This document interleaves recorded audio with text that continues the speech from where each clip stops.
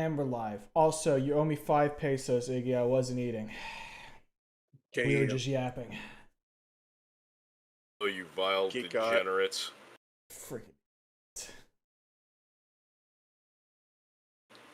Freaking told Iggers. Now, are they gonna? Is I the added a audience gonna T. see you blitz through it? What's up? Don't tell them what's going on, bro. What the fuck? Shut your freaking mouth. You don't know what's up. I just didn't know if you had. No, I'm just clicking Never this mind. button. Yeah, look. Hey, so for a little context, what we're doing right now, we're just we're getting a rough idea. Oh no, we can't do this. Go quick, good speed. We're getting a rough estimate of how long the stream will be by quickly hitting the skip button because we don't know how long the stream's gonna be, and some of us are only here for a little bit. So we need to have an idea of how this breaks down. This is going to be more than 2 hours, buddy. I mean, This is going to be much longer than 2 hours. Oh, the whistle. Look, man, I gave you a guesstimate. Oh, okay, we reached the end of the demo. All right, we're cool. All right, load game to right before I did that. Okay. If we keep pace and do good, I reckon like maybe 3 hours.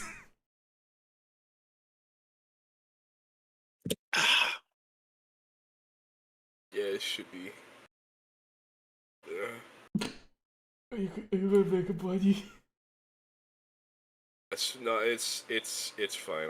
I'll be able to manage it. I will probably still have to like dip out early. Right. I'm house sitting for my mom. I remember the demo being a bit long, but it's going to depend on the yap session. Oh, not a big yap session tonight because we're on a timer. We're on time. I'm sorry. I'm sorry. And also, there's only a few of us here tonight. Yeah, we got on deck. We've got Iron. We got me. We've got Sarge here.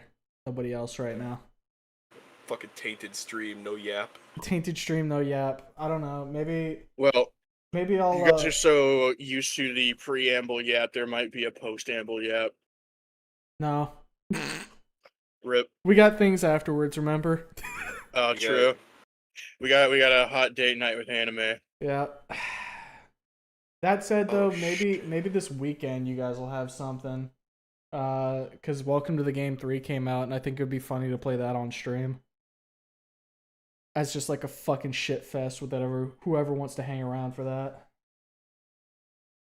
It won't be dinos, unfortunately for some of you, but for the rest of you, you get to watch fucking idiot streamer try and autistically play a game until the big Polish man jumps over the fucking desk and stabs me in the head. For some reason, he's wearing a maid costume. Did you hear about that? I saw it and I asked what the fuck. Oh, yeah. Okay, so I'll give just a quick little... This is the most yap you're getting today, guys. So Welcome to the Game 3 dropped, right? Like yesterday.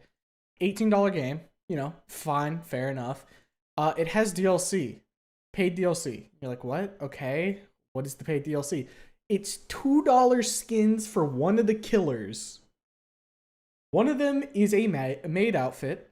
One of them is like a formal wear with like the button up, button down so that his chest is very exposed.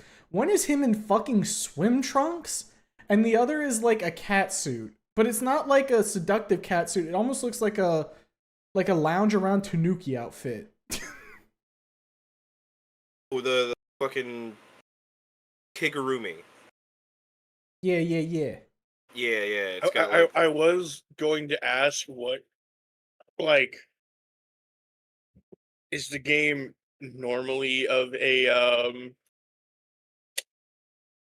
for is it very fan servicey or is that just like a shit post? That's a massive shit post. Have you ever seen any of the Welcome to the Game games? No. Okay, yeah, no. They're played so fucking straight, except like I think the ending of the second one. Only if you do something specific, and I think it's like on the hardest difficulty or some shit. Yeah, essentially the game laughs at you. Just like you Way to waste your time, bozo. Yeah. Okay. Local man snoots into another dinosaur with hot girl voice. Demo 2. What if I just like throw the ball at Sarge and make him do the hot girl voice this time? I was literally about to go do food. What if I give the girl a really obnoxious voice? What about then, huh? What then? You know what? If one of Bring you her over. buys me, DoorDash, I'll be your. No, I'm not saying that. I'm not letting you clip that. No, give them clips. They love clips. Don't dead air me. Do not do this. No. Dead air. Dead air is great. It's every streamer's dream. Don't you know? And the dream is a nightmare. Believe it or not. Yeah, our favorite thing actually is to go out of our way to like lower the quality and expectations of the viewer base. Well, Give the lower the girl the. a meatwad voice. Oh no! You know, You know what? She was a bitch in the first one. Yeah, she's getting meat wadded. I can't. Oh, fuck. I can't remember Well- who did like any voices in the first one, to be honest. So we're Um, basically playing it again live and gonna figure it out. Well, I know that Sarge had like the mechanic looking dude from the first time. I had like the, I guess, the like club student president dude or whatever he was. Did we have Jake on board for that one? No, I don't think so. I couldn't remember. Wait, Jake hasn't been on stream for a hot minute. quite some time. Wait, Quasimorph's getting its 1.0 release end of this month? That's cool.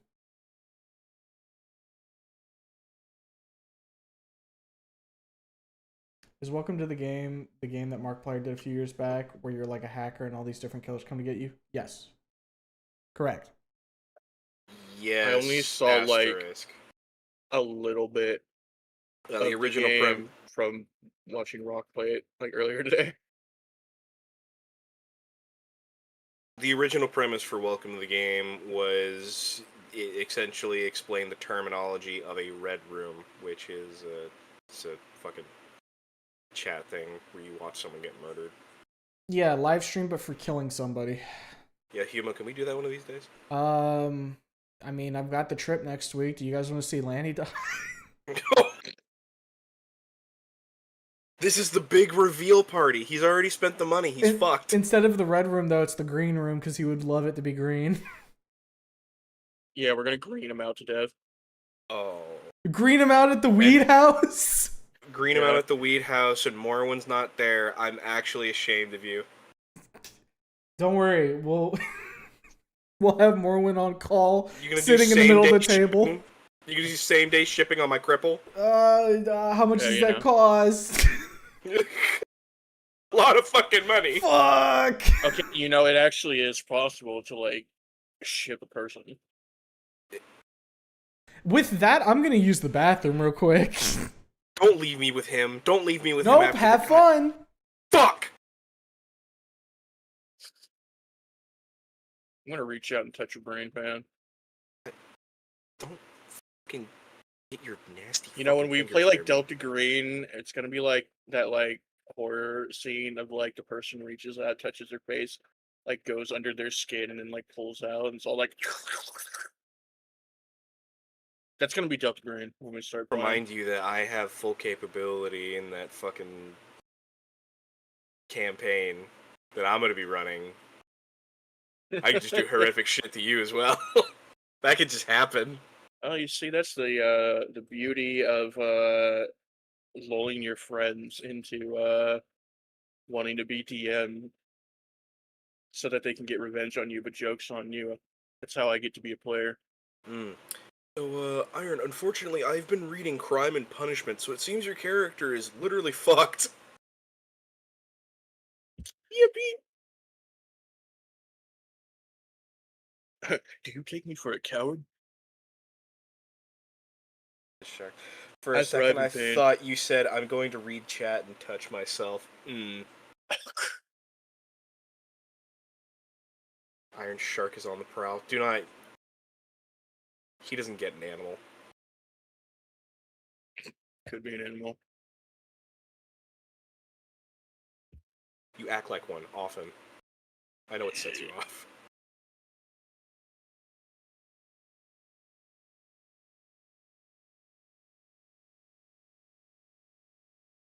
Let's see. You know, I have been talking with Ace, and I have been influenced. I have been thinking about like a moth Sona. I remember. I remember the Dude, cowboy moth that you tried getting Kev to make. Or What? did he make it? What? The what? I mean, uh, something I've been like thinking about in the background, and that I might have one of our artist friends do something for in the future. Hmm. But see, I think of it more of uh like a weremoth situation rather than just like you're sonified forever, you know? The idea of a weremoth is kind of funny because it's like, Yeah. oh, the moon's up. Puff. You, guess this is what I am right now. Oh Guess I have to Well, deal with I this. become a pillow. I guess I like I described it as like a weremoth for like lack of anything else. Uh, it's more like cryptid core.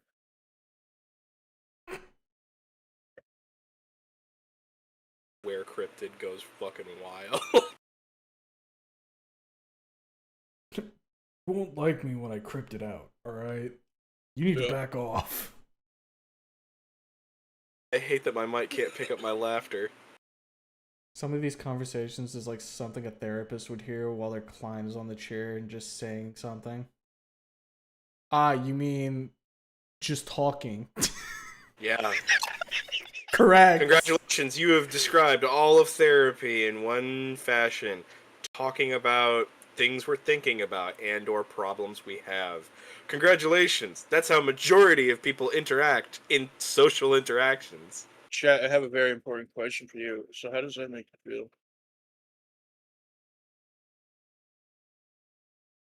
Wait, feel? Where's Bowie? Wait, that'll be $300. Where is Thank you he? for I'm your gonna, time. I'm gonna go make a tuna Where is sandwich about Bowie? this. I'm gonna be fucking My old, boy. decrepit in the retirement home. Somebody's gonna say they feel something and be like, feel, oh, it can't make me feel things. Where's my friend You Bowie? like 1,000-yard stare. You like slowly take off the glasses. I remember a time when I felt.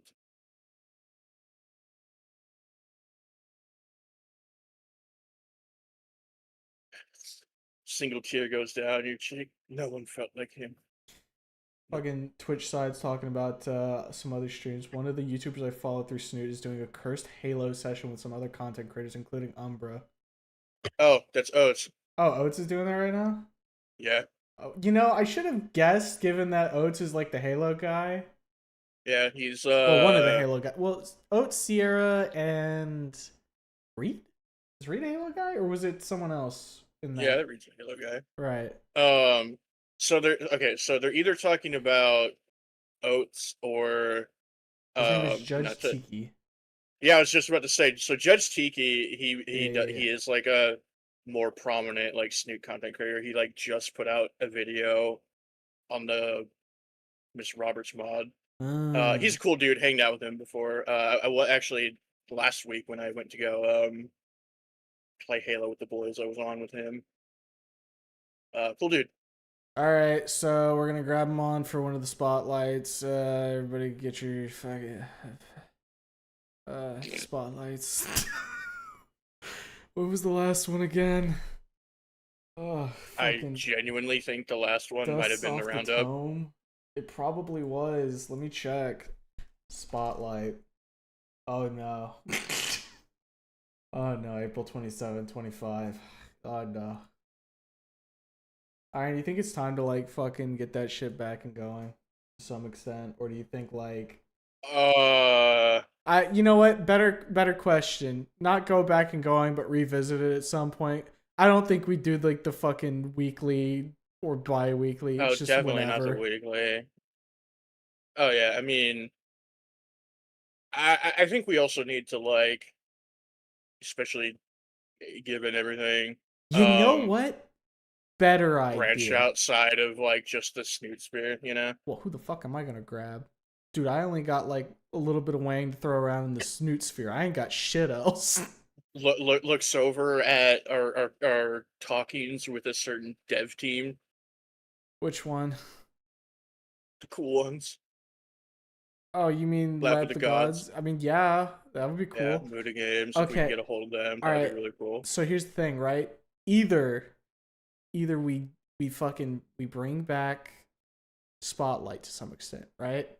Or we start the podcast and just have people as I guests on the was podcast. gonna say like, might as well like do a podcast thing, and then hey, maybe a podcast episode is a spotlight. Yeah, because then we could also keep the thing going and not have the spotlight just be a shrug. We don't know when the next one is. We just say podcast next week, and either we do or don't have a guest appearance.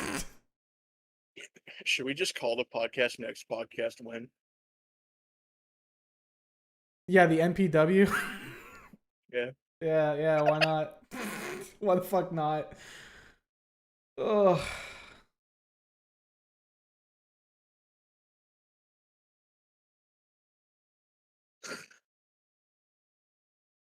Podcast sounds nice. Well, Iron's been wanting to do a podcast for like a year at We this point.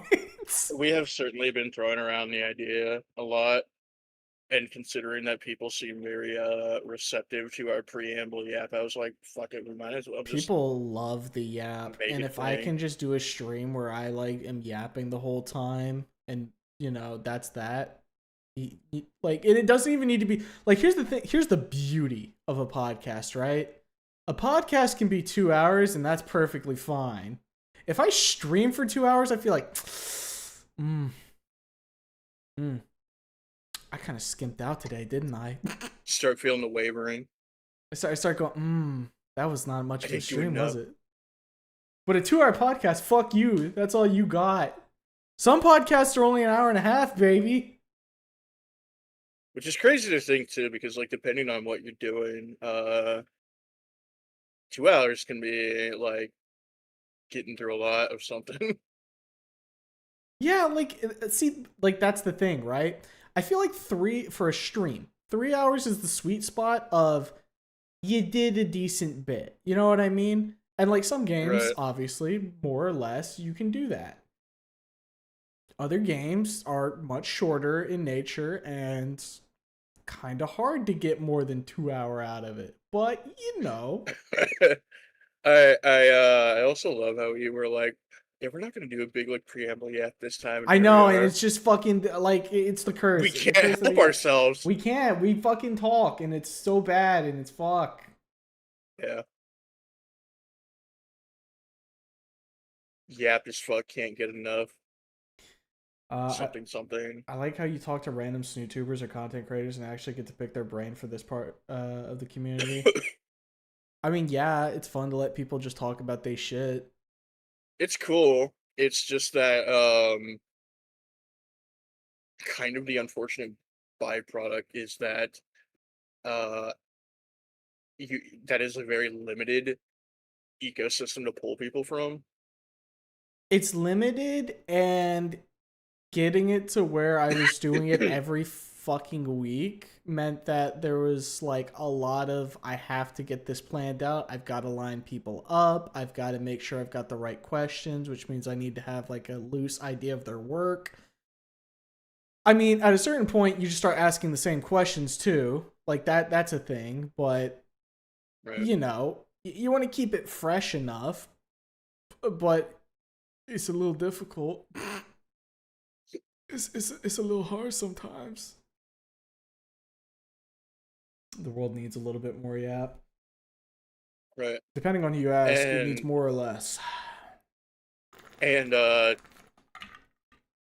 a smaller extent too, is that like while we enjoy like fan projects like we're about to undertake and whatnot, and they're very cool, Um, we, I want to say like us as a friend group, as most of us have kind of talked about, we've kind of moved on. There's nuance to it. The thing is, as with most media, you have your time with it, you move on, right? If there's new media that comes up, by all means, you're going to check it out, but it's kind of hard to keep yourself like super immersed they're when you're waiting for new content, official or otherwise. You know what I mean? Mhm. Not to say there isn't a ton of like writers and artists out there doing they shit, but at the Right. same time, I got other things, like fucking. I gotta go trip out about Deltarune and how Friend exists and is apparently biting people's hands really hard. I'll put it this way, like, it's a fandom that I have no issue with like revisiting from time to time, especially for projects like these. Um, but I think just like as a whole, kind of like want to see other horizons, you know? Well, there's also the avenue of it from what you call it, from a content creator perspective, where you don't want to pigeonhole yourself. Right. Like, by all means, I could have become like the exclusive snoot tuber and only done all the fan projects and like All the mods, all the all the fix, and mods, red fix, and like, hey, you guys would have your fix and I would be reading it. But at a certain point, it would mean that I can't do anything else. Because once you start garnering a community based off of something that's exclusive from that, it's a situation of anytime you start kind of branching out, pigeonholed everybody yourself. goes, "What the fuck are you doing? This isn't what I ordered." Which I have made a concerted effort to make sure that I am diversified enough in order to do that. So shrug. Did I miss out on maybe a bigger audience? Sure, but that's just the game you play when you want to do what you want to do. Sure, but we kind of You're, like how you talked about this content in the community, and then that let us follow you for your personality. I mean, isn't that how you recruited Lanny? Lanny just fucking saw me as a random stream one day, joined the Discord, and we all said, "Look at this fucking clown," and became his friend. But I mean, yeah, yeah, like it is interesting to think that there was a time before the snoot to like other shit, right, like and how some of the OGs from the server are still around during those times. right. There is definitely a aspect like there's nothing wrong with doing something for a little bit when it's hot, but you also have to show that audience you can do stuff outside of just that. Otherwise, you are not able to keep the audience. They're only there because you did the funny jingling of the keys. Mhm. Actually, I like your Deltarune streams because you and your friends bounce off each other well. Like I forgot who voices Tenna and Blue, but he's a great VA and has good chats with you.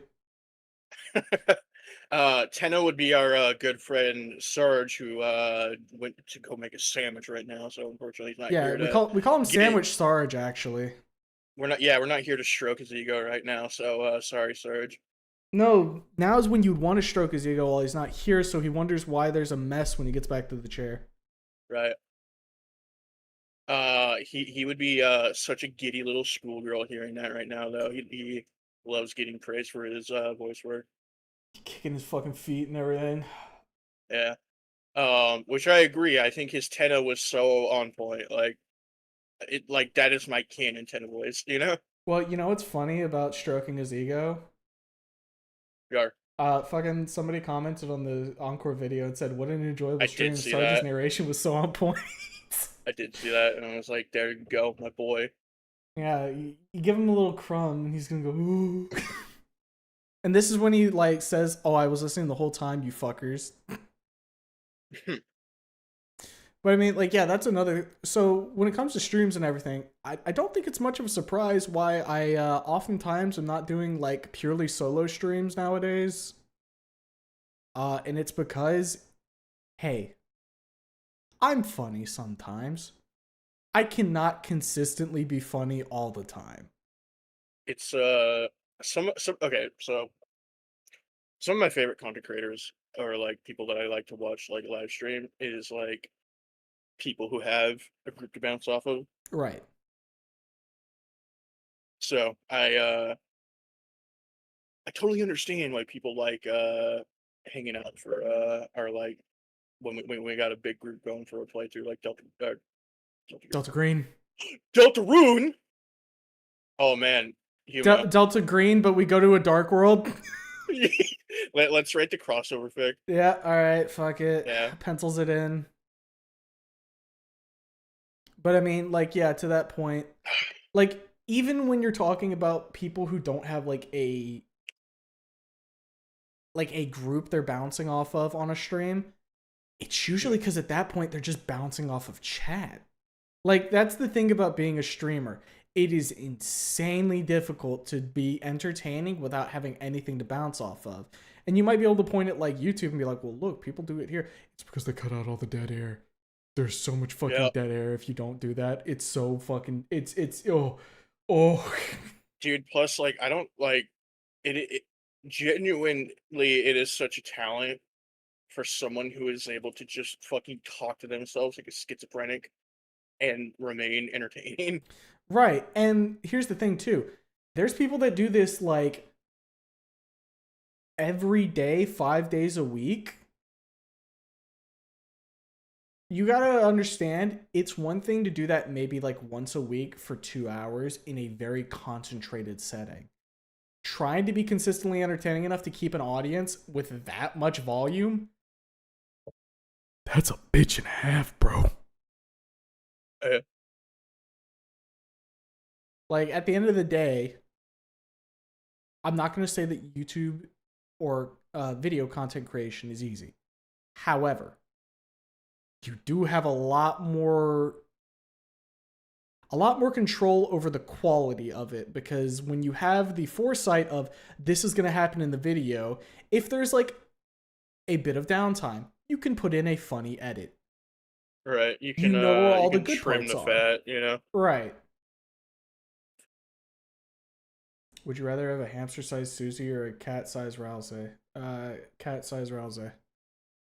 Gaps you up. He'll just sit on my desk and like make small bleat noises every now and again. A hamster-sized Susie would be chaos. It would find a way to kill itself as hamsters do. Oh man, hamster suicide is such a crazy thing. How do those little guys do it? Dude, that is one of Kevin's. Okay. Kevin is like, the more I hear about things that Kevin does, I understand his daughter a little bit more. Because Kevin is like a psychopath. Because two of his like favorite subreddits are like dumb deers dying and like hamster like suicide. Yeah, that's maybe not something you admit to being like, these are my favorite. Because Kevin will like scroll through Reddits that are talking about people's like hilarious hamster deaths, and he'll just be sitting there laughing his ass off and cackling like a little squirrel. Like, it's one of those things where like you think, okay, if you are a living, breathing thing, your whole thing is to perpetuate your life and not die, right? Mm-hmm. I feel like there's just a handful of creatures in the animal kingdom that take that and say, yeah, that's like a suggestion, though.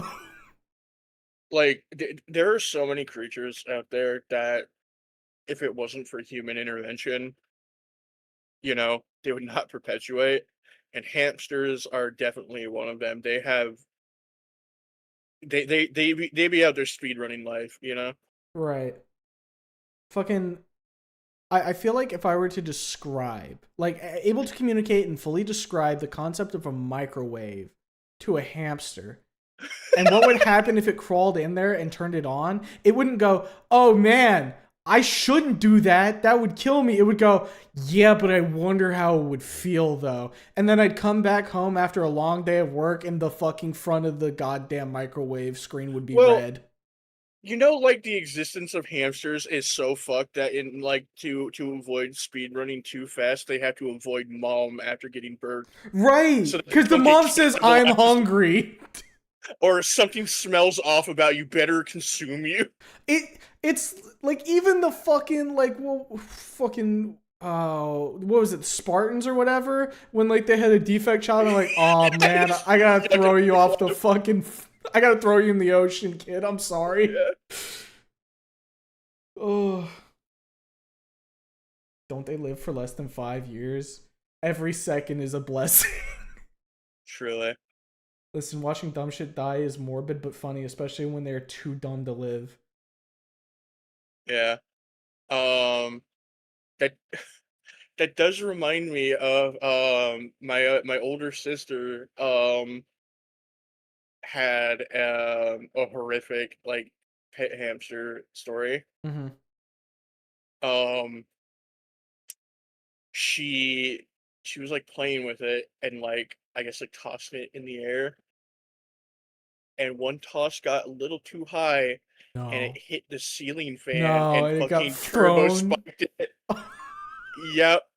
And when she found it, it was seizing out, and then my mom had to like have like an awkward like Christian mom I don't remember what she said, but effectively of like we got to send her to Jesus now. And then like went into the other room, grabbed like a chocolate or something, and like just in the other room you just heard a big like, you know. Like, how do you even kill something of that size cleanly? You know what I mean? Right. Like,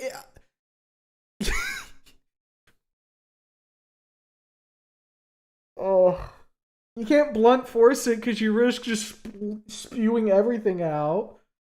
Like, Right. people don't just have like a needle with like fucking rat poison on hand. You can't give it like a lethal injection.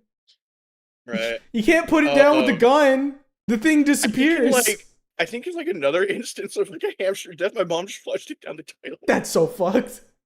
Could you imagine if you snapped your neck, right? And you're sitting there unable to move and you're like, oh God, help. And like a fucking giant says, aw, I guess we gotta send you to Jesus, little buddy, and put you in the ocean and you just drown? That's fucked. Yeah. Takes down notes for a Delta Green scenario. Delta Green scenario. The fucking Eldritch entity puts you in the terrarium. Get on the wheel, fleshy. uh,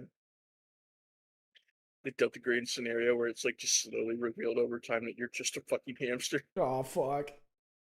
Legitimately found you guys and like 4 other content creators through Snoop, but I stayed for the tangents, the yaps, the personalities, and the games too. If it wasn't for your guys' stream on Coda, I wouldn't have found such a good Mofa game. I mean, no doubt, like there are some really cool cats in the content sphere of Snoop, no doubt. The You one that know, I am most familiar with is my friend Bowie. Bowie, who's a certified real one. Judge Tayke was mentioned earlier. He's a cool cat. Oates, obviously. You know, Umbra, which I think Umbra is actually playing Halo with them right now. Right.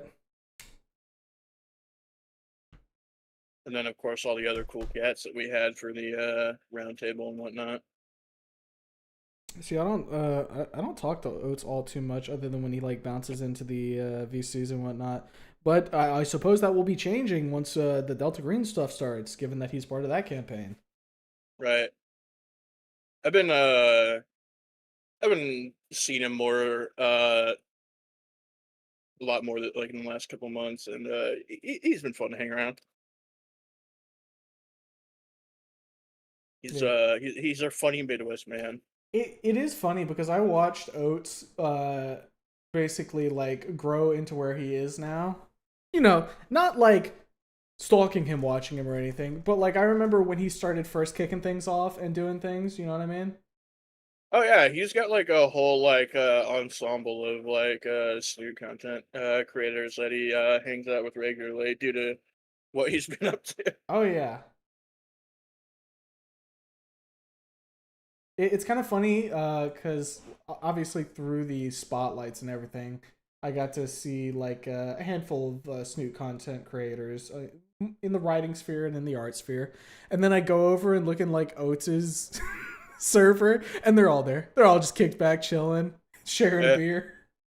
Well, I mean, shit, he's like working on like his own like fan project with a couple guys. Hmm. On top of also like the Columbo mod he's been working on in the background. Um, Shout out to Fossil Fuel. Whenever that's gonna be done. Remember when I was saying that if I had a gamer sub flavor, it'd be called Fossil Fuel?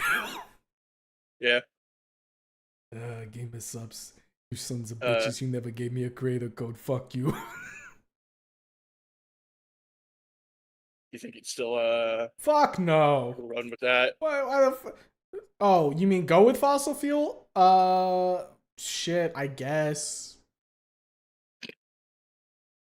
It's fossil fuel, and then one side has the rip dinos, and the other has my fucking biker dude filling his motorcycle.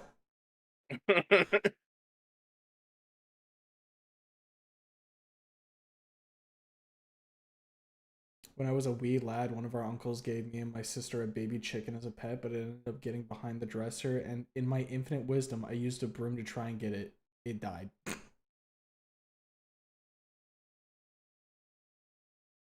Hey, Yeah. you think I can sweep him out? Why is he not moving? Little chickadee, please get back up. You know, Gamer Subs has been expanding its horizons, right? And having some husbandos on there, but we need a brave soul to tap into the twink market. I mean, look, I'll be real. If I fucking got a tub, never gonna happen. I'd probably just get like Vise and Kev to like draw something up for it. It'd be cool. It'd be cool to get them on that shit. Can't believe you said that. GamerSubs is watching right now. I saw them. No lies. No more Dino Cup. No more brand deal. Oh no. Fuck. Oh no. Anyways. Oh no. You know what? Hemo would be like an awesome flavor. Yeah, you think so? No, hold on. All Like, right. what would be Toxic Yaoi? Toxic Yaoi. Yeah. Yeah? And Yeah. it's just like two twinks fucking fighting on it? Yeah. I think you're just like I think this is just like your formal request is all. Yes.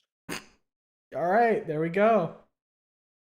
Snaps my fingers at Gamer Subs, studios. Get on it. It's just I will find. It's just got like fucking oh boy, what's like two twinks? It's got Rouse and quick, give another one. Go. Dervish. I don't know. You want? You're gonna throw a dervish out? God damn. Are they both trying to wear like the shepherd outfit better than the other or something? Like it's just like two different like outfits of Dervish, like fucking mad dog in each other. Derv to derv communication. And then like somewhere in the background he's getting like a fucking GameCube dropped on his head. And raging. Holy shit, you guys still haven't started? You weren't waiting here. for you, shit lips. I'm sorry. You went to get your sandwich. Bitch. I'm sorry. When I was a kid, I had a fish tank with crabs in it. In my infinite wisdom, I had the childish urge to feed them Doritos. The smell was atrocious, and my mom still vividly remembers it. Oh. It's rough, buddy.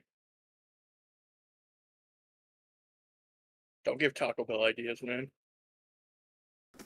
What? The Doritos Crabos Taco? Oh yeah, I forgot Gamer Subs has Gamer Doritos habanero hamster. No! Stop! go to order it and it's just a hamster rolled up in a tortilla. They dust his coat with just a little bit of fucking something. Yeah, and then like cattle prodded onto the dead hamster. It just says "Live Moss." In like Now, I know tiny this text between seems- the two words, it says live less moss. Now, I know this may seem like a horrendous thing, but I assure you, all of these hamsters have been properly made sure that they are the ones that got themselves killed. They have been Yeah. ethically killed as possible, insofar as we watched them Oh, kill I saw typing themselves. from Bowie. Oh no, where's the buoy? Bowie, get in here. No, he's on vacation. He can't come in. Throttles you by the throat. He can't come in. He's on vacation. Man. Say, this demo title looks awfully familiar, he says with a Yeah, bad face. yeah, the Gubabo. Russian Badger has a beef flavor ramen from Gamer Soups that's very nice. Well, Russian Badger also like has a fucking Gamer Soups flavor in general. That motherfucker's got a lot going on. I had some of this soup before because they were like doing like a promo thing of just giving it out with like any order, and it was like it's good. They're very flavorful, but would I pay the price for like slightly better than instant ramen? No, no, I would not. But hey, you know they do taste good. I'll give them that. If we get Bowie, You know, Homo, Umbra, and Tiki in a chat, I'll bust. I mean, it's probably not super far fetched. I genuinely think if I asked all of them to do that, they would. As I'm pretty sure all, because I'm pretty sure Umbra and Tiki are already bros, and they, in fact, I know Judge Tiki and Bowie know each other because we played Halo on stream together. All right, Callard, for your birthday. Russian Badger's fucking awesome, but he also has a shit ton of others he plays with. Also has a natural charisma. See, that's the thing. When you got the people to bounce off of with a funny crew, it's super easy. I've Well, thought you want to about. know? I've thought I was gonna about say, like you want to know snatching some why, of his like, flow before.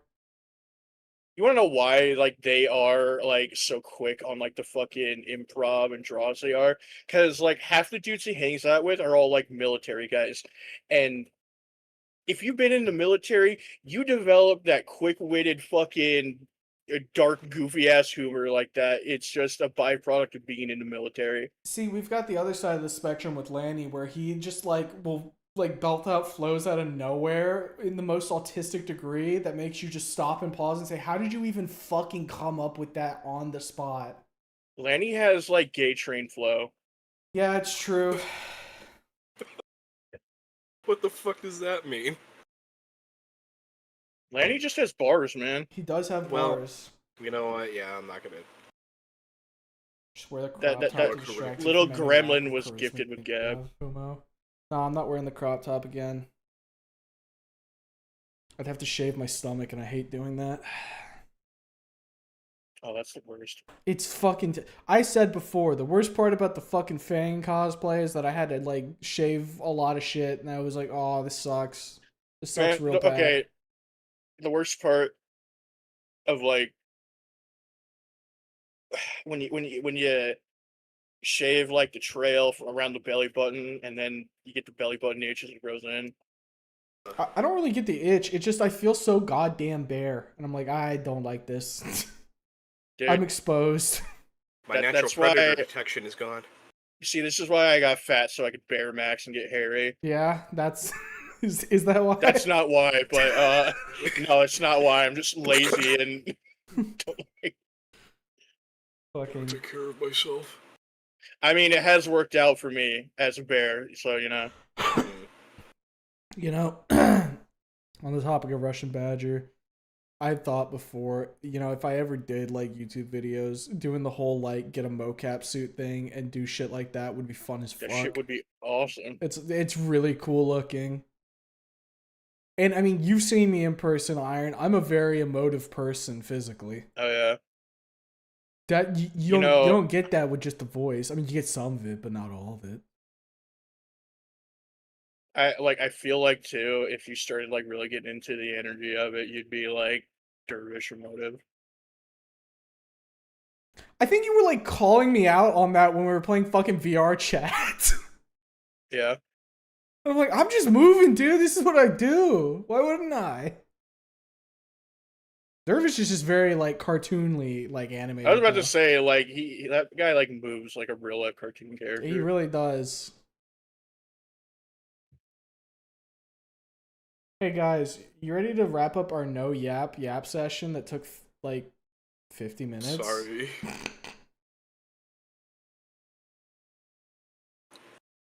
See, Understand. and this is why I say we need the podcast so that we can just continue. I will fucking lay my head upon the stone. I'll Cut when you are ready. I'll grab the sandwich to smack across your face. Oh, my tuna melt. Oh, Oh, I worked so hard on it. no. You should cosplay as Ripley. I'll leave that to Iron. Real. Yeah. I'm sorry that the abusive father has been laid upon you. I mean, I have the beer gut for it, but I feel like I gotta work on the pecs. Yeah, but we just give you some time. We can do it. I got the arms for it though. I mean, hey, you remember how we were talking about like fucking at some point whenever Snoot Encore is done doing a fucking stream if we're all in person? You can just take the Ripley. You can take the Ripley one. There you go. You're good. Okay, so like I could either do like Ripley or like Payne. That's like the body I can work with. All right, who are we throwing? Who are we throwing Sarge as? Hmm. Sarge isn't opinion. gonna like this answer, but because he has that. Go to hell. No, because you have the hair for it, Mr. Jingo. Assigned Jingo at birth. It's so sad. That was a nice stream, guys. I think I'm gonna go to bed. Rope-shaped bed. Yeah. Real. Oh no. Oh. You're right, Iron. I did not like that. You're right, Iron. Fuck you. You were correct. I did not like that. All right, I'm putting the game I'm up on ready. Strum. Hold up. You know, I forget that I have like these little goobers still in my fucking pocket that I could throw up on stream anytime I want. You know what we need to do if we actually do get like the Yap cast going is that we need to get Kev to make or Kevin Weiss to draw the rest of our regulars as like the little puppet dudes. I mean, we can have the fucking puppet version and then the actual version, because you know what? Maybe some people don't want to be the puppets. And then sometimes it'll make it fun for me where I can swap somebody to be a puppet if I really want. Yeah. Fuck you, puppet.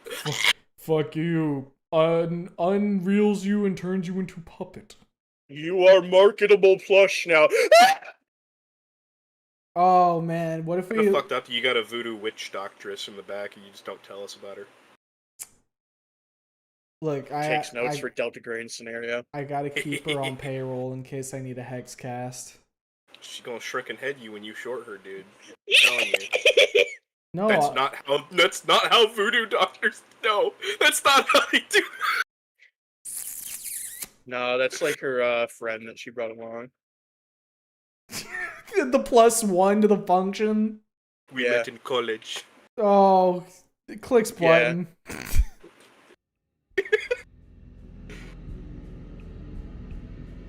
So okay. What? Just to give a quick reminder of where we left off from the previous demo, we had dinner with parents, we did homework, and then we fell asleep. Parents are overbearing Elon cocksuckers. Refresh my memory, but didn't the main girl slap our balls and spit in our mouth in the first demo? I remember you liked that. No, she fucking hated us. Yeah. We like that? Excuse you?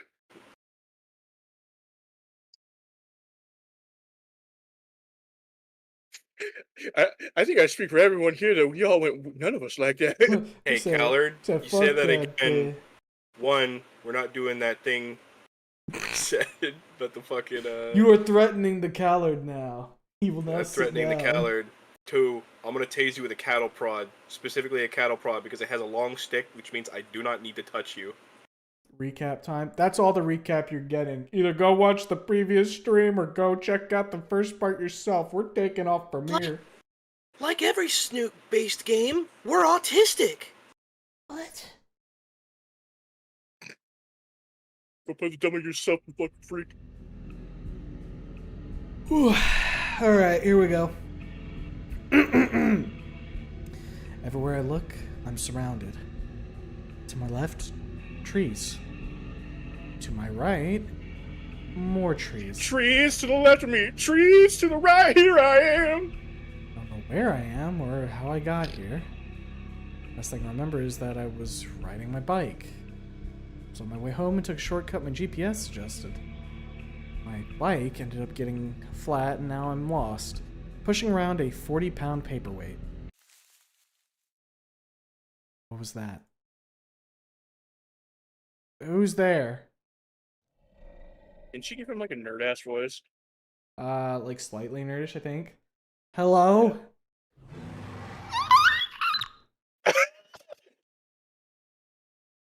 Dinosaur jump scare. I snap upwards and frantically check for any missing limbs. Feet? Yep, still attached to my legs. Fingers exist. Arms too. My head's intact as well, just a little sweaty now. What a nightmare. I look over to my bedside for my alarm clock. The red LEDs tell me it's 6:30 a.m. School doesn't start until 8, and I don't need to leave until 7:30. I could probably squeeze in a little bit more sleep. And go right back to Nightmare Realm? You're crazy. Nightmare, nightmare, nightmare!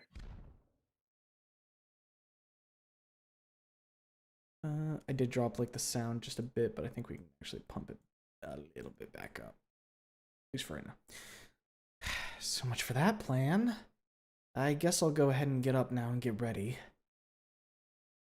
Some slaps to my cheeks and a good stretch help me wake up, but my body feels like I'm moving through sludge.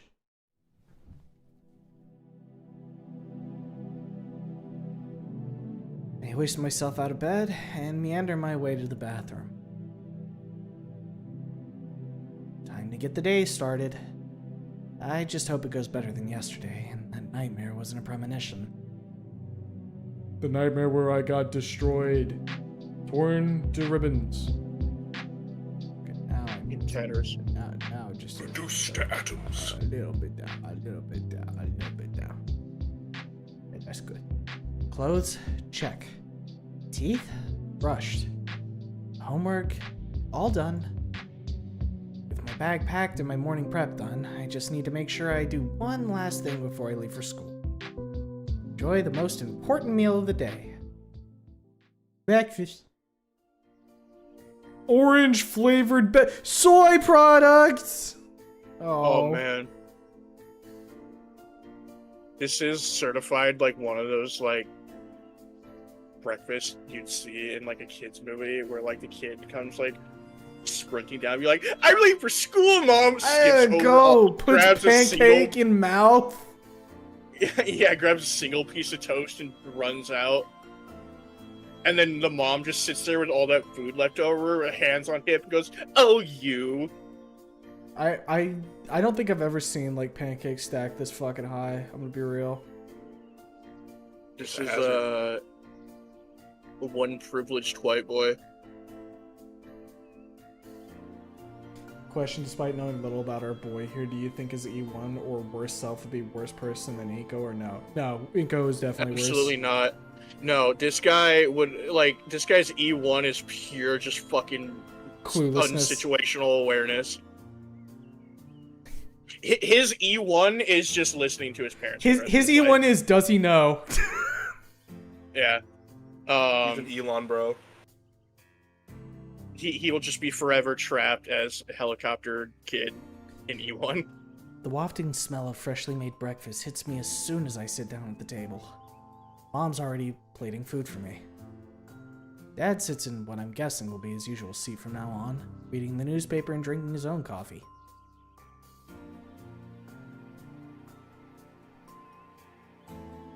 Good morning, dear. Morning. Thanks, Mom. It looks great. Toast, scrambled eggs, and a few strips of bacon alongside some orange juice. You know, I know that there's someone already out there ooga boogieing over Mom. Yeah, femoid spotted. Grab. Man, it's a fucking mannequin. It is a mannequin. Femoid spotted. Grab.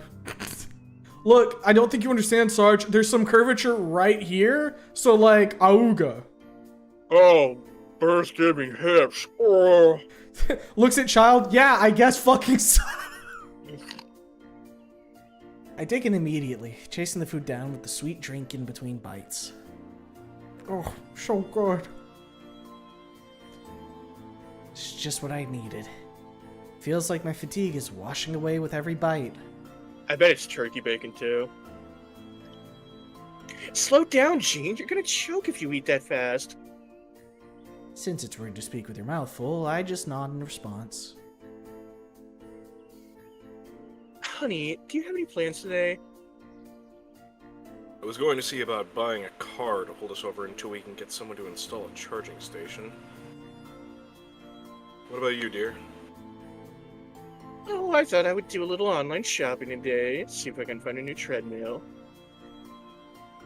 I'm mostly concerned with how much the delivery fees are going to be, considering how off the main road we are.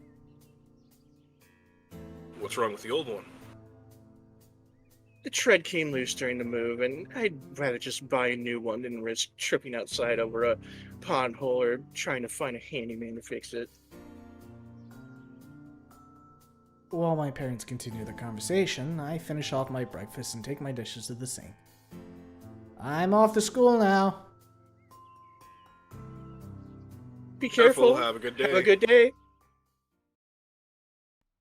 You're getting that fucking treadmill fixed. I'm sorry, I need to like, hold up. I hate, I don't like him. I don't like him. Oh, He feels as Christ. though an ill omen. Opening the garage door and wheeling out Oh, my bike. parents. What? Cybertruck. Yeah. Cybertruck. Yeah, they're Elon bros. Yeah, remember? That's such an ugly I'm fucking gonna go man. pry the door off real quick. Oh, dude, but like, Elon made it so that it could handle having a fucking bow shot. Did you see the Joe Rogan segment? Do you remember when he first showed it off and threw a brick at the window and it just slammed through? And he went, well, I guess we gotta fix that.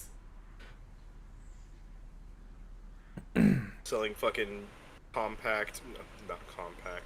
I'm selling cars that have fucking bulletproof glass and armor plating on them. You know, for it's an economy vehicle. Yeah, no other reason. Those cars suck so much. They really do. Though it is fun to point and laugh at them when you see them on the street. Yeah. It makes Genuinely marking yourself as a fucking pariah. It makes no noise. The engine has no heart. It lacks the machine spirit. Soulless automaton. I'm serious. Like, when I see a car drive by and I hear like the It's the wail of the damned. yeah, it's the whistle. It's Ghost Rock. Oh. That's Yeah. a reference. Yeah. Opening the garage door and wheeling out my bike, I'm ready for my second journey to school. Thankfully, now that I've gotten to and from school twice, I shouldn't get lost again. And hopefully avoid any more collisions.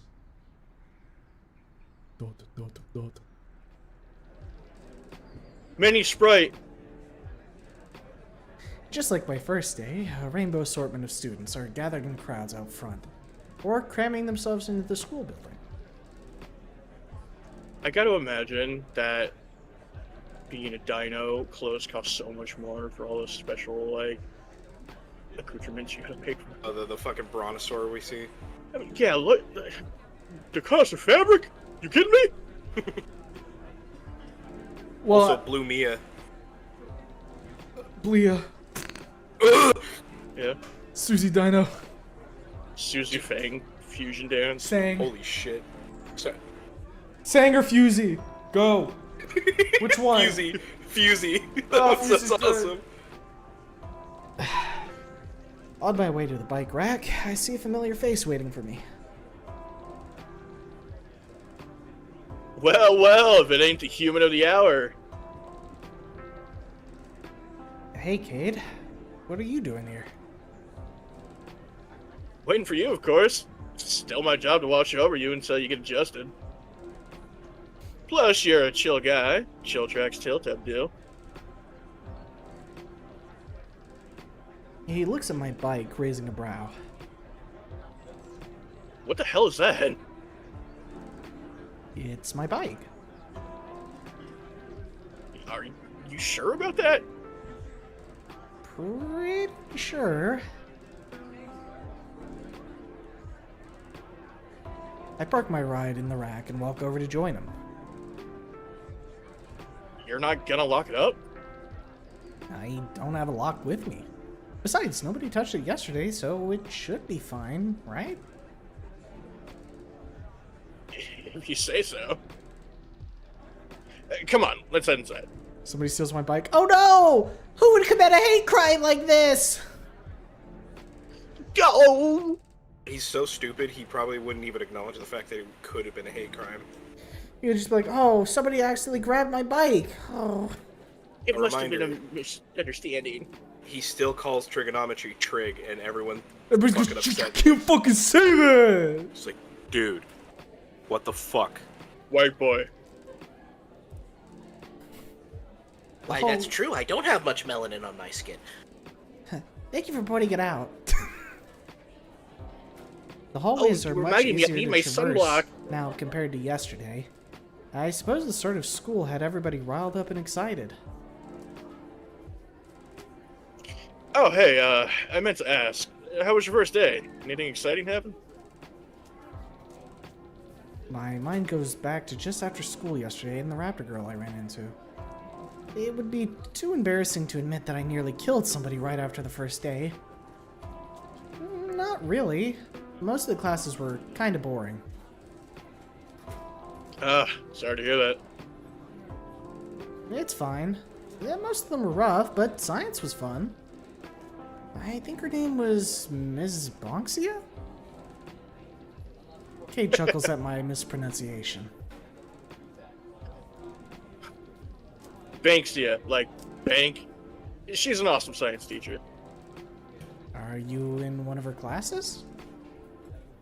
I am, but I take mostly AP courses. AP? That's advanced placement, right? Hey, check out the big brain on Gene. See, I want to stand out to colleges. The goal is to get a full ride, hopefully. Good grades will help, but if that doesn't work out, I can always try for a football scholarship. Speaking of, is the football good here? With me on the team, you bet. Though I can't do much without my teammates. They're the real stars. I didn't peg you for a football fan, though. Cade's eyes light up and he slaps me on the back. Dude, you should totally come watch us play sometime. See us in action. Cade route. Our first game is coming up soon, you know? I have to admit, his enthusiasm is infectious. It's inspiring, really. He has so much passion for the sport and already has a plan set for after high school. Makes me wonder what my plans after school should be. Do I really want to go to college? Mom and Dad say that I should. With good enough grades, maybe I could get into somewhere nice Gene, and you're get a kinda job like spacing out Dad there, man. has. Or maybe... Buddy? Hmm, Yo, Gene? there's a lot that I could do. Cade waves a Gene. hand in front of my face. Gene? Anybody home? Well, yeah, I'm fine. So, what do you think about my offer? Offer? Oh! Yeah, totally. I'd love to come and watch. Cade shows his excitement with a toothy grin. Hell yeah. I knew you were a cool guy. I'll make sure to let you know when our first game is. Wouldn't miss it for the world. He presents a scaly knuckle, and I return his gesture with a fist of my own. And with that, we have arrived at your homeroom. Catch you later. As soon as football was mentioned, it was like he was an entirely different person. It's pretty obvious where his passion lies.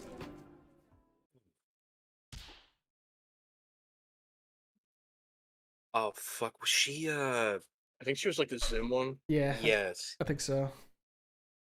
Gene, you're blocking the doorway. Stop being insufferable first thing in the morning. Save it for after class starts. Miss Sauer's raspy and agitated voice calls from inside the room. Yes, ma'am. Is she even a ma'am? She's so wrinkly and old, it's hard to tell. Christ. I see Sid's already in his spot and waving me over. Thankfully, his long neck makes me see the spot. By the time I take my seat, the bell rings and Miss Sowers is standing in front of the chalkboard. Today you will be memorizing the copyright information in your textbook. You will be quizzed on this. Great.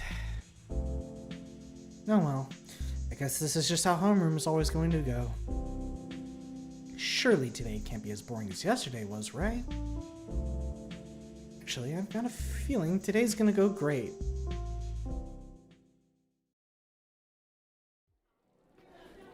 Today was in fact not going to go great. Failed the sanity check. You good, bro? Judging by the voice, Cage joined me at the table and is sitting next to me.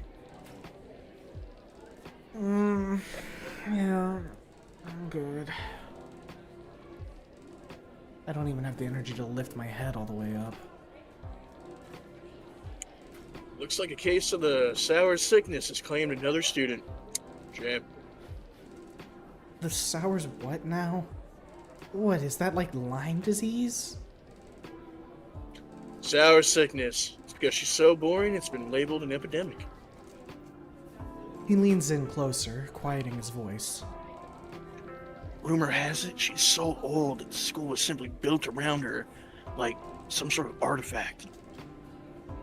It goes as far to say that this very school imprisoned Miss Sowers, holding her very soul hostage. I sit up and glare at him. Maybe this sickness is her way of stealing my life force, because there's no way I should be getting this tired halfway through the day. Cade slaps the table and gives a hearty laugh. Who knows? It's just a theory. A fossil theory.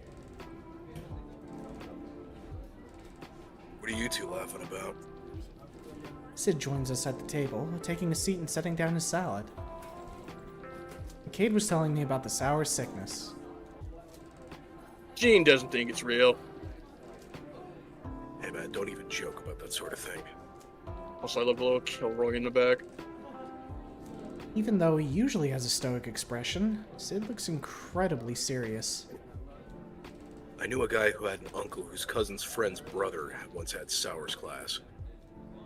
Huh? He made a joke about her once, and he was never heard from again.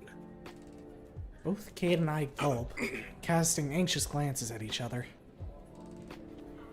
Yeah, it was crazy. He moved out of state to Vermont after he graduated and just never came back.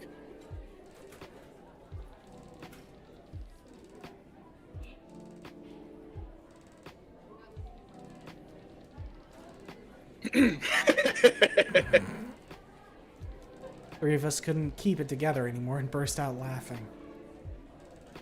Oh man, I needed this. I'm grateful for lunch if it means more times like this. So how'd your tour go yesterday? Did Cade take you to where the couples make out behind the bleachers? Yeah, and he made out with me. Wait, Yeah. what? Cade route locked in. Relax, only joking. Oh. Seriously, there is a spot where couples make out behind the bleachers. You know all about that, wouldn't you, Mr. Romantic? Sid here's a real ladies' man. Bagged his girlfriend way before anyone else. It's the Finns. Speaking of the devil, here she comes now. Sid motions with a nod, and I turn around to see where he's looking. The sea of hungry students part as a crimson Gallimimus strides over to our table. Damn, bro, you got game! I'm gonna be so real. I was so worried it was gonna be her from yesterday. I was so fucking worried. She my kind of boy got that pulls. fit on, though. She is fitted the fuck up. Also, touch fluffy tail. Real. That is true. Gallimimus. Oh Hey, fuck, boys. who's taking her? Okay. Oh, there it is! She drops into the Calm the open fuck seat down. next to Sid, holding a salad topped with what looks like venison. Gene, this is Moira. Her and Sid have been dating since freshman year. What's up? Nice to meet you. Pleasure's all yours. Sid lightly nudges Moira with his elbow, and she playfully rolls her eyes. I'm just joking. Nice to meet you, Gene. If you ever need to dress a deer in record time, Moira is your hunter girl. Play your cards right, I might even give you a discount on your first order. Why would I ever need to put clothes on a deer? Oh boy, I know that look. I mean cleaning one up to eat, not throwing it in a suit and tie. Ah, Is that where you were yesterday? Didn't see you in third period. Something like that. My dad needed it all hands on deck to prep for hunting season, so I had half a day. Speaking of, it looks like Jean is already dressed for it. Something that bright will definitely stand out in the woods. dressed for what? I don't get it. Yeah, ignore her. She's got a weird sense of humor. Moira shrugs and tears away at her venison with her beak. Moira comes from a family of hunters. You get used to it after a while. Moira's dad runs one of the butcher shops in town. It's the freshest meat this side of the state.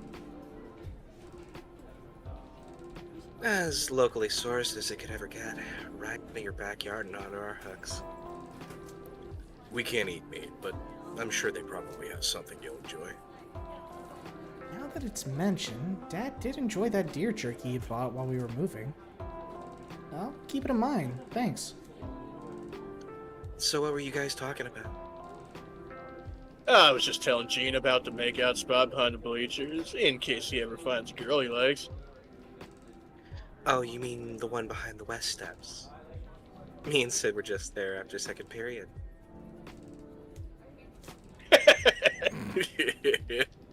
Sid nearly chokes on his salad, and while he tries to regain his usual stoic composure, we all get a good laugh at his expense. Crap. I gotta get going. Everything okay? Yeah, it's all good. Just gotta go meet someone. Let me guess. His name starts with a C and reeks of pure testosterone. Cade shoots gonna meet Moira him at the the bleachers. same look he gave Sid yesterday.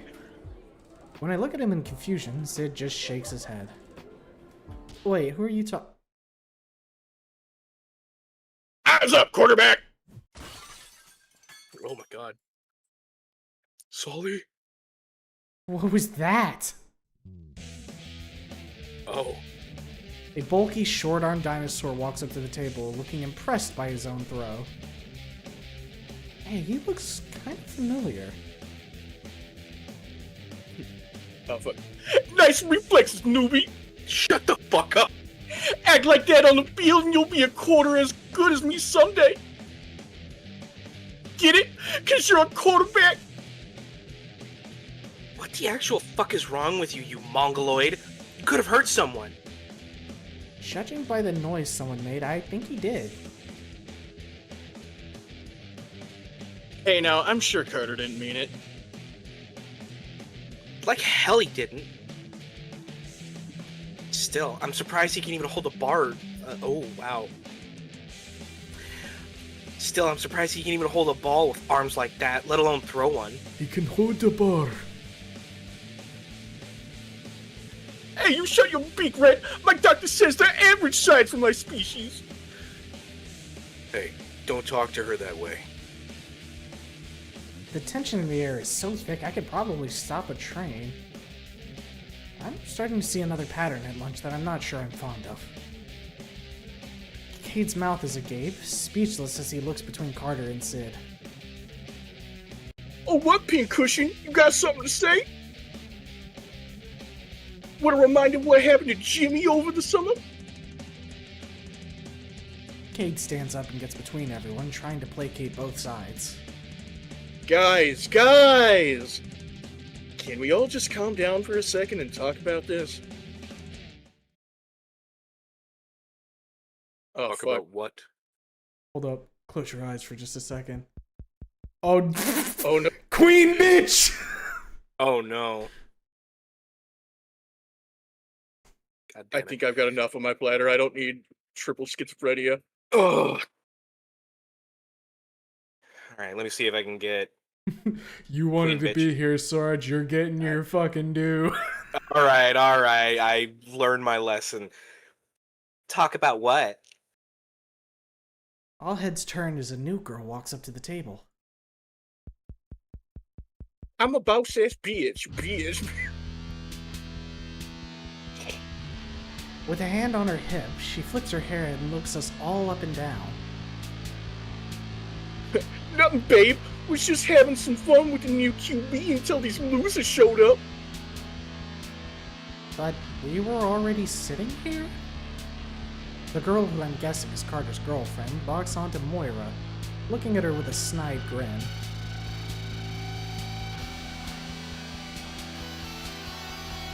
Blasco, really? Baller. Okay. Her dad's... Okay, so I imagine Moira then has like the most like Kentucky-like girl-like accent then. I don't know what that sounds like, dog. You're gonna have to help me here. Hand on Oh, fuck. shoulder. Just think of the most like 80s tomboy you've ever heard. Fuck. Moira Blaskowitz, so good to see you again. Nice to see you too, Veronica. I see you made it back from Colorado. How was the snow? Did you even feel it since you're such a frigid bitch? Cade's attention is drawn from Carter and set over to the verbal brawl brewing. Not at all. The new winter wardrobe I bought made sure I stayed warm and stood out. By the way, I just love your shirt. Beady Dubs. Flannel is so in this season. You're really nailing the country bumpkin Yoko look. Very mobile home chic. Where'd you get it? One of the park tables? As if you'd actually care where it came from.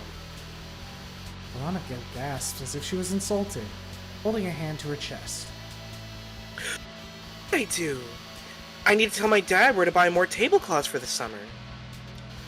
Considering your taste is in fashion, I figured you know where I can find some. Cade shoots Moira a look, as if silently pleading her to back down, but I don't think that's happening. Why? Plan on gorging yourself on jock jerky? Or is... What the fuck?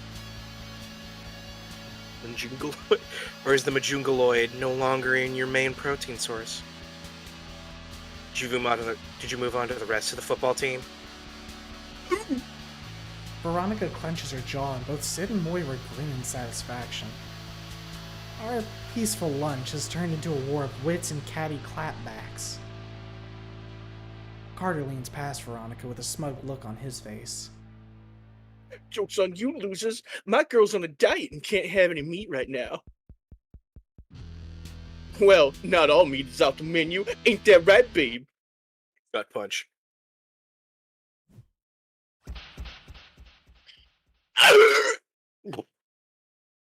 Veronica slaps Carter in the chest hard enough that I can hear it over the lunchroom chatter. Oh, fuck! Uno mas.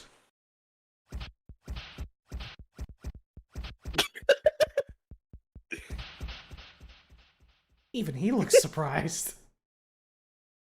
Shut. Veronica takes a deep breath and to compose herself. If you must know, our tablecloth flew away the other day and we couldn't find it. Looks like you did, though. I guess what they say is true about another person's trash being someone's new outfit for the school year. Moira and Veronica stare each other down, neither of them willing to concede to the other. Is this what bullying is? Should I even say anything? Memories. Moira and Sid seem to be holding their own, and Cade's already tried breaking it up. But before he can make a decision, the pink aggressor sets her eyes on me with a grin.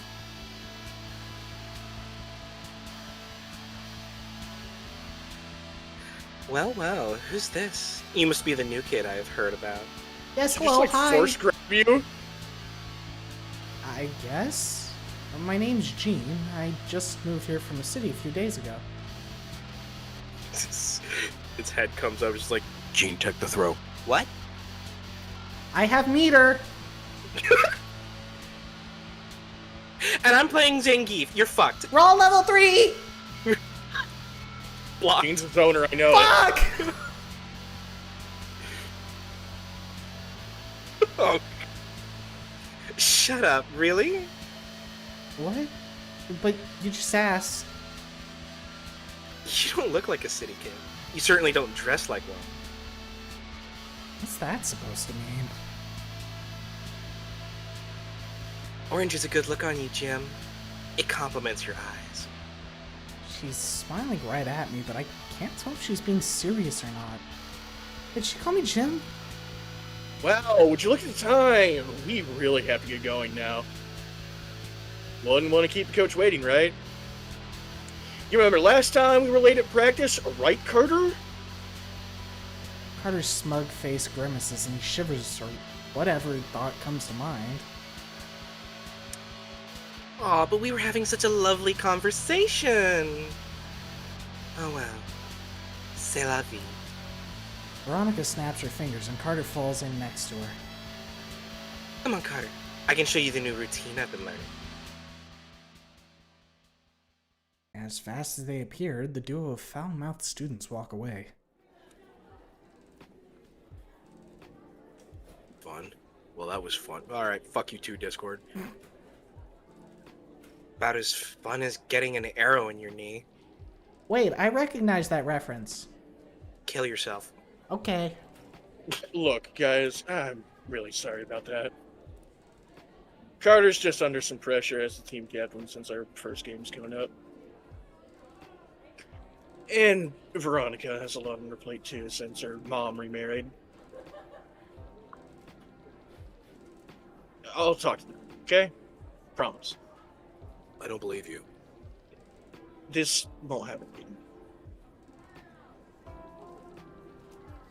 Packing up his bag, Cade gives us one final wave goodbye before he goes after the snobby saurians.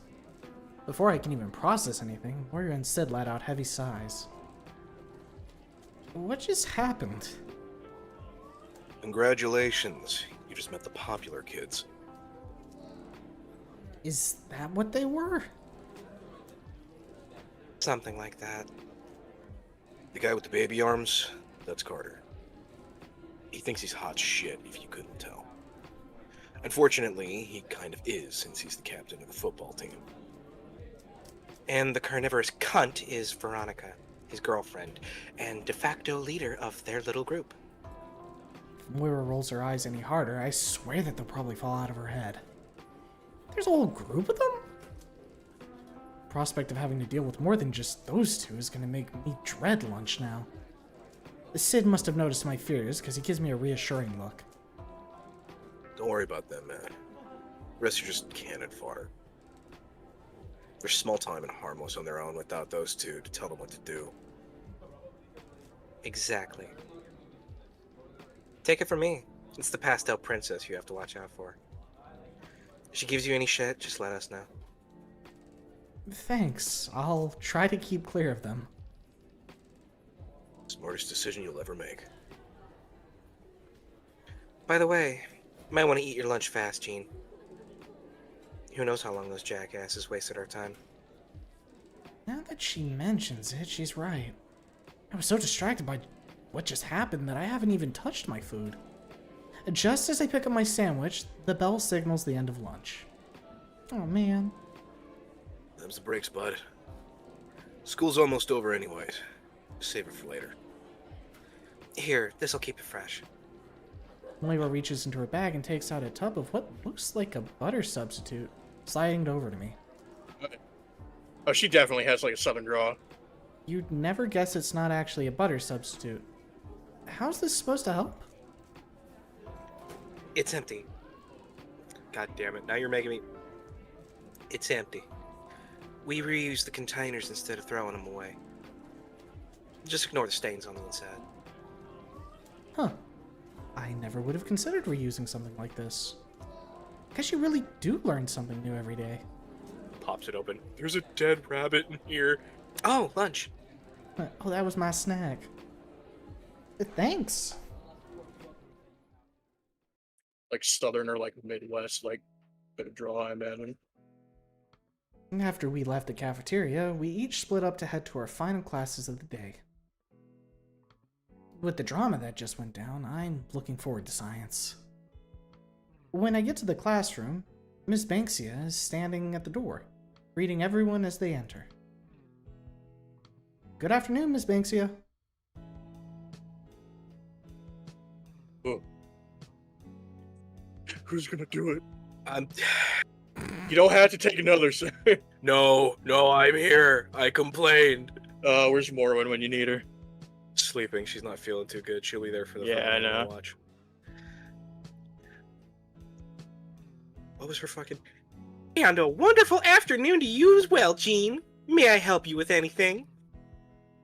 No, ma'am. Just on my way to your class.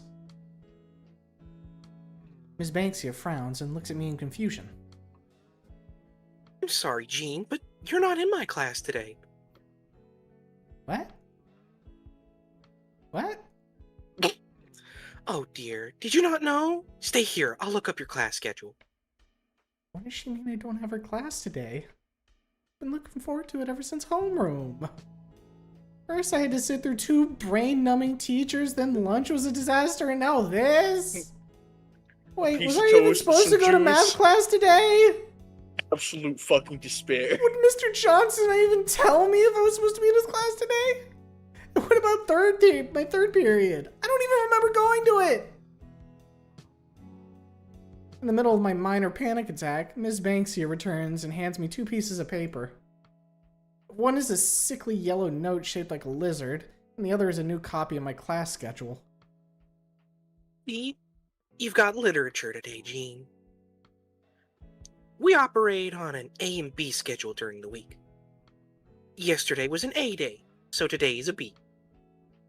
The heck is this kind of weird public school craziness? I went ahead and wrote you an excuse note. Just make sure to give it to your teacher. Thank you, Miss Banksia. I can't help but feel bummed out. After everything that's happened, I don't even get to finish this lousy day off doing something fun or cool. Aw, cheer up, dear. You'll be back to playing with fire and dangerous acids in no time. Yippee! He put a smile on his face.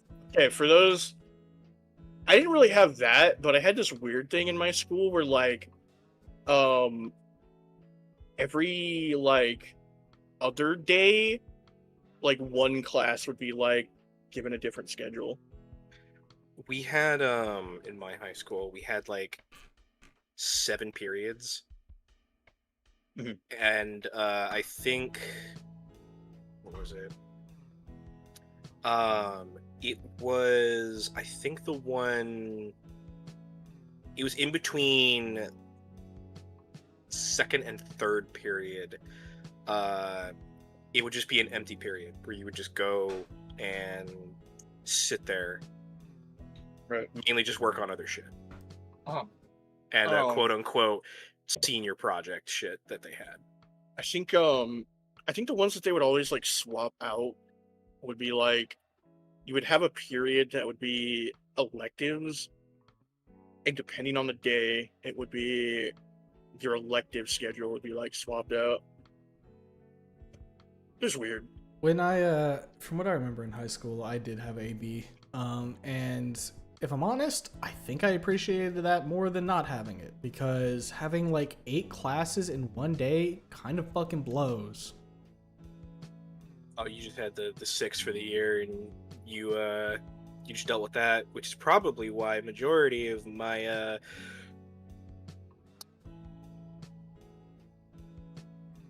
fucking dipshits, all of them. I'm no better.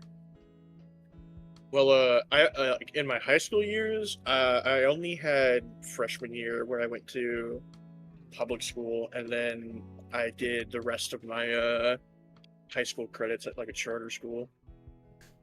Because like here's my reasoning for it, right? Having like so much shit all like trying to be crammed in one day, 5 days a week, just feels overwhelming and not like you're really digesting much, because you're just trying to rapid fire bang out as much as you can. With an AB Right. schedule, at the very least, each class kind of has its time to breathe, and you can kind of work through it a little Yeah. easier. And let me tell you. Oh, go ahead. And you also have the added benefit of, while the homework might be a little more or a little harder, you have it on alternating days, so it's not like everything's all at once. But man, charter schools were awesome. You didn't even have to show up for a class or anything. You just you picked up a packet of homework, and you know, you got your textbooks. You could go in and see a teacher if you wanted to, for like help with your homework or whatever. But all you had to do was finish the homework and then take a test to show that you know it. If you pass, you get the credit. That system was awesome.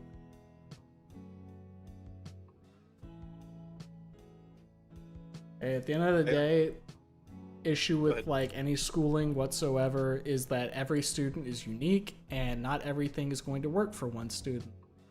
So the more options you provide, the better.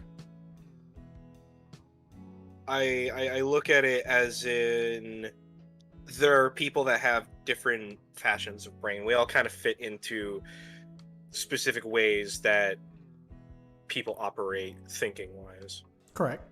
I'm a very social person because I like to ask questions, and talking it through with someone is easier than looking at a fucking worksheet, because text can be interpreted in very interesting and stupid ways. Which is why I prefer voice chats. It's this is the thing with like public school, is that like it treats all education as like a one size fits all. And naturally there are going to be those who really excel at it, and then those who are going to struggle with it very much. I mean, there's also But the you know, there's different workarounds. subjects in of itself, like math and sciences are going to be a certain kind of, in my opinion, learning style, as opposed to something like English and history, right? I didn't really care too much for English and history, because at the end of the day, it's just that either you know it or you don't. You can kind of extrapolate off of stuff, but how it's taught, there isn't really much to it, right? Whereas with like math and science, like you kind of build off of it, and there's tons of different ways to do things. And one of the things I like is you can work backwards on like a lot of those, and that's like a way of seeking understanding. Kind of hard to work backwards from this thing happened this year in this place. It's basically just trivia at that point. At the very least, that's how like a lot of public education kind of treats it. At the same time though, like it kind of helps with like reading and like comprehension and all that. Well, when it comes to like literature specifically, and like being able to understand author intention and whatnot, yes, I would agree.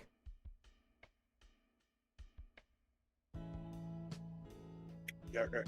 Then again, I'm like a fucking computer science major, so like, go fucking figure. I'm a bit more scientifically minded. The science and maths are something that tickle my brain a little because they're puzzles. I don't really know how I got through English, because growing up I had like chicken scratch writing, and I wasn't exactly the best when it came to punctuation or grammar. But a lot of like English was like writing essays, and I guess I was just really good at bullshitting with the best of them. So I got through. I have the technical mind. I don't see the puzzles. I see the okay, do it this way and it makes sense. The follow the rules type of mind. Yeah, well, it's the thing of I will follow the rules if the rules make fucking sense. Right. Right. I don't know what they call it. So like to add on to that whole point of like the different learning. Some people are visual learners. Some people, are auditory, whatnot. For me, to learn how to do something, I have to do it. I have to repeat the process a few times before it clicks in. Yeah. Learn by doing. Yeah. I get that as Repetitive well. learning process, which I think benefits greatly in our current school system, because that's all they want you to do is just figure it out by doing it over and over and over and over. Well, part of the issue with the school process, at least in my opinion, when it comes to something like maths and whatnot, is that they want to hammer home that you're supposed to do this way every time. And then they change it. Not necessarily that they change it, but then they throw a bit of a curveball where it's not quite what you're used to, and because you've only been conditioned to follow the recipe, you don't know how to improv. Well, for instance, take the Common Core problem that is still plaguing the education system right now, where you did it right, but you didn't do it the Common Core way, so we are going to check that as you didn't get it right. Oh, I hate that shit with a burning passion. Because like my thing, it comes down to you need to have understanding. You can't just know how to do it. You have to understand why that works and why it is that way. Because when you do that, then you can come to your own conclusions on things without having to necessarily follow to a T. Because you understand, oh, well, the reason that we fucking square root it this way is, like, if you see the fucking square root, right? Right. You're like, okay, well, this is because it does this, and that's how it works.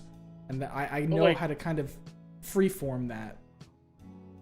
I think my problem with Common Core is that while Common Core attempts to simplify math problems by breaking them down to every little individual step, you could cut a lot of that fat by using the old method of doing math equations that was actually easier and took up a lot less page space, Right. But that's a whole other thing.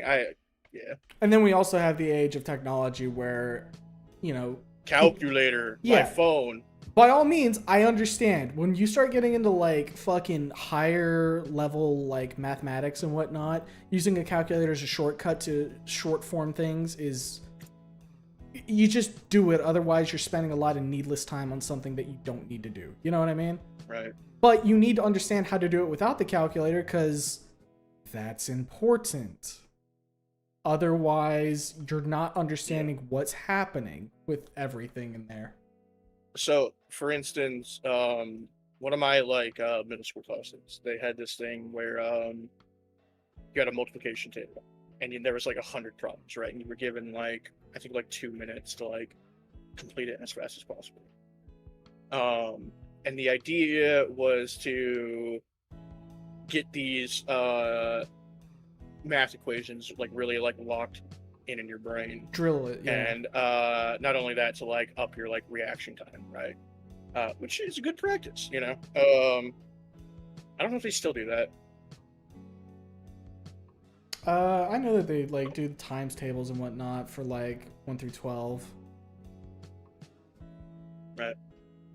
It's another reason that I liked it when a teacher would give you a formula sheet for an exam, because the part of the exam wasn't whether or not you could memorize the formula. It's, do you know how to apply this? Can you recall where these would be used? Right. And I found that to be a way better way to teach it because, again, it's all about seeking that understanding. If you understand where this formula should be used, it doesn't matter whether or not you can remember it because you can always look it up. You know how to use it is the important part. Right, and the thing with math is that, like, if you know how to plug in, like, actually how the equations work, memorying the equation and how it functions is more important than, you know. Are you really going to be doing trigonometry without a calculator, though? No, absolutely not. But at the end of the day, you need to understand the basics. All about the foundational knowledge. Man, I tell you what, though, like, I was in, like, more advanced courses with math. If you put a gun to my head right now and told me to do, like, any of that, I'd fumble so hard. I mean, I can remember, like, generally speaking, how to do derivatives and integration, but I don't remember, like, the special rules when it comes to, like, sine, cosine, when you start throwing e into the mix. Like, I have to go look those up because I don't, off the rip, don't remember how exactly that one works. Right.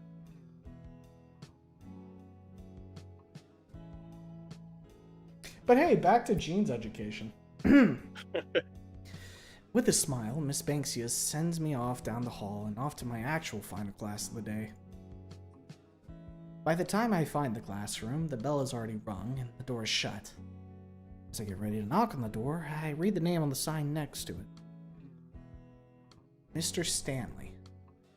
I knock twice and wait for a response. Stanley Steamer gets your home cleaner. Come in. Ooh. Do you think this is supposed to be like Stanley Parable? I can pick this fucker up if it winds up being. Wait. Okay, what are you thinking? Oh, I can just copy the actual voice actor. Or close enough. I don't know. I didn't play Stanley. Oh, Stan Lee. That would make sense too. Oh, oh shit! Excelsior! Posters of poets, writers, and influential figures with their famous quotes plaster the walls. Leaning against the teacher's desk is an elderly dino with a mustache, a kind grin plastered on his face. Oh. You're 6 minutes late to class, young man. I sure hope you have a good reason. Yes, sir. I hand him the note from Miss Banksia, and he takes a second to read it. Works for me. Let's just not make a habit out of it, shall we? Thank goodness. I thought for a second there I might have been in trouble. Say, while I have you here, why don't you introduce yourself to the class? Oh man, not again. I straighten my posture, face the class, and just as I've practiced time and time again... Oh yeah, this is definitely supposed to be Stanley. Look at the Fantastic Four in the back. The Freaktastic Fool! Yeah. Hello, my name's It's Gene just Rao, the thing. but you can call me Gene. It's a pleasure to meet you all. Thank you, Gene. You can take that open seat near the back. The teacher gives me an approving nod and gestures for me to take my seat. Now, as I was saying before, welcome to literature. My name's Mr. Stanley. It's my job to make sure your young, brilliant minds see their full potential. As such, in the next coming weeks, we'll be diving into creative writing. I like creative writing. That shit was fun. Yeah. Man, also rest in peace, Stanley. Yeah. Poor guy. But first, today we'll be discussing some of what makes a captivating story. Why, when I was younger, I was once writing a story about a young newspaper boy. And it's all white noise now. Bitch activity from Gene. Mr. Stanley seems like a nice enough teacher, but there's no way I can focus. Fuck you The toll mean? of the Creative days writing hit is me like a awesome. train, and I feel exhausted. Guess it wasn't just a joke about the sour sickness. It's actually real. Curious if there are any other crazy rumors about this place. I still need to try and at least look like I'm paying attention. But the teacher's voice is almost putting me to sleep with how calm it is. He's almost like a warm and welcoming grandpa. Before I fall asleep, something brings me back up to the surface level of awareness. Why is my neck suddenly so warm? Is the heat turned on or something? Dragging my palm over my nape to wipe it away, but the warmth still persists. And now I feel it on the back of my hand, too. At this point, it feels like someone is literally breathing down my neck.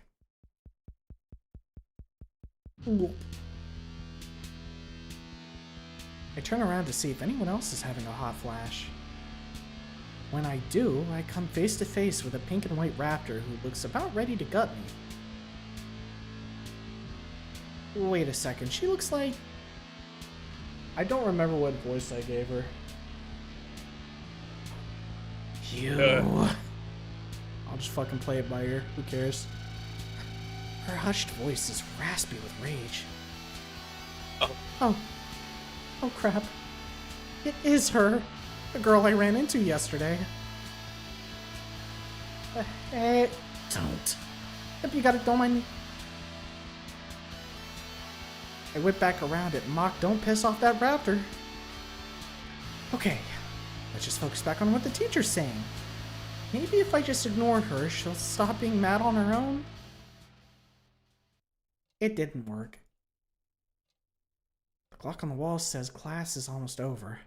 Man, I could not imagine like holding a grudge for more than like 30 minutes at a time at school. I can, but not a seething rage.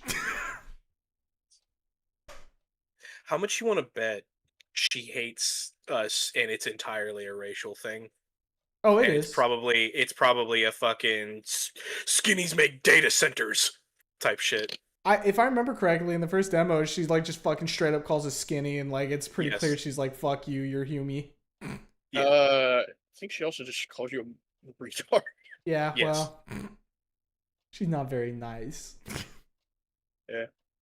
Looked over my shoulder a couple times to check out the time, and every time I did, she was still boring holes into my skull. Maybe this time? Nope, still furious. If anything, she looks like she's just getting madder and madder every time I turn around. If I stay like this, I'll need to invest in a watch. Don't you have a phone? And there's our bell. That'll be it for today, everyone. Make sure to fill out your worksheets for next class. The class scurries to put away their books, and from the corner of my eye, I see the girl get up and leave without hesitation. For someone who looked like she wanted to break my neck, she sure left in a hurry. If I'm fast enough, maybe I can catch up to her. With school over, I can try to apologize properly for what happened.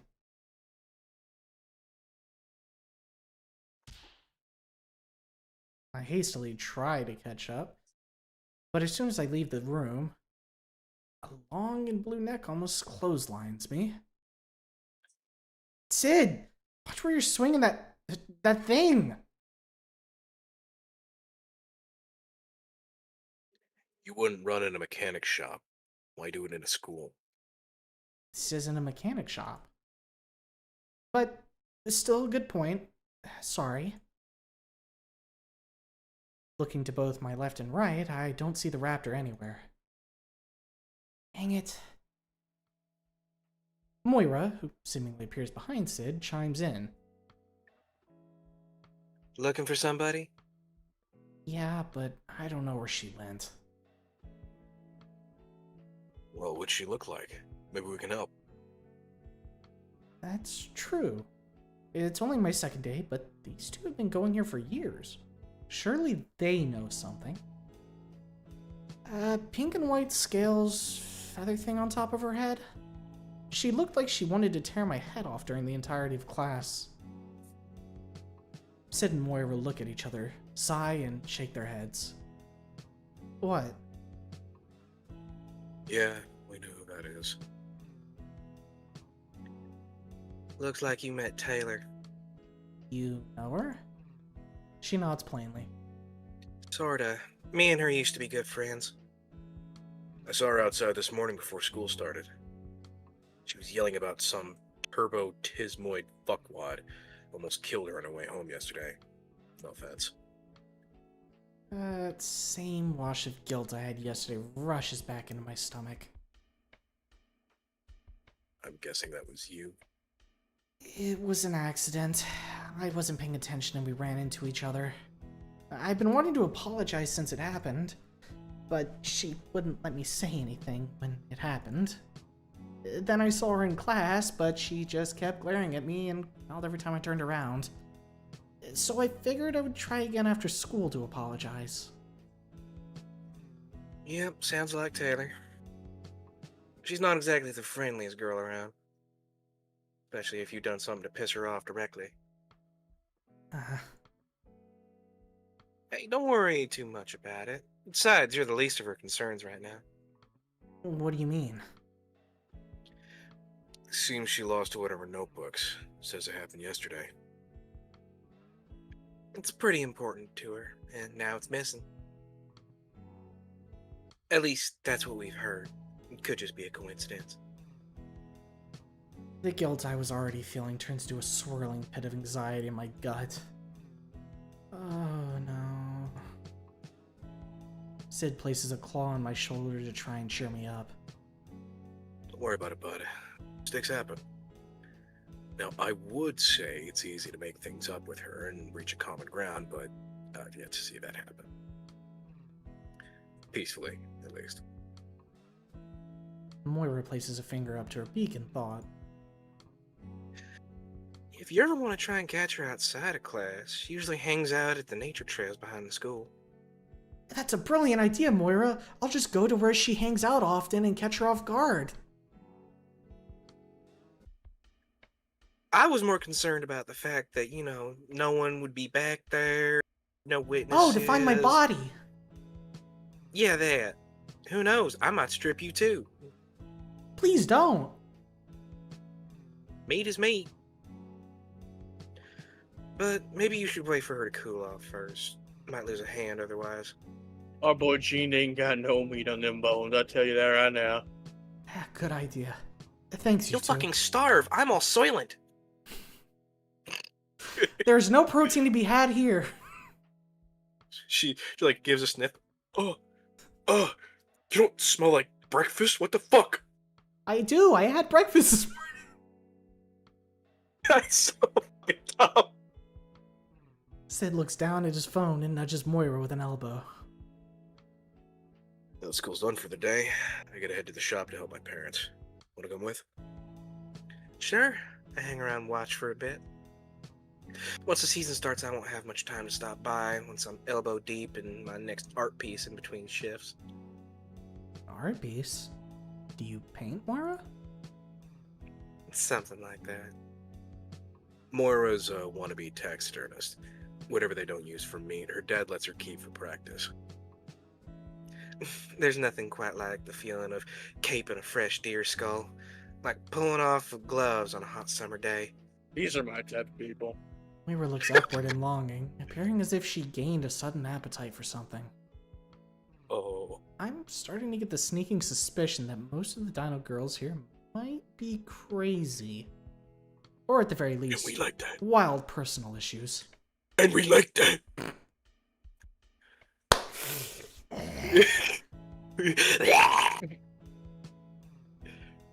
Don't worry. She only uses already dead things. Kinda how this whole taxidermy thing works. I like to get my hands messy. Just not in engine oil. As if bloodstains are any easier to scrub off. Sid smirks at her tiny attempts at banter, and Moira elbows him. They're an odd couple, but definitely complement each other.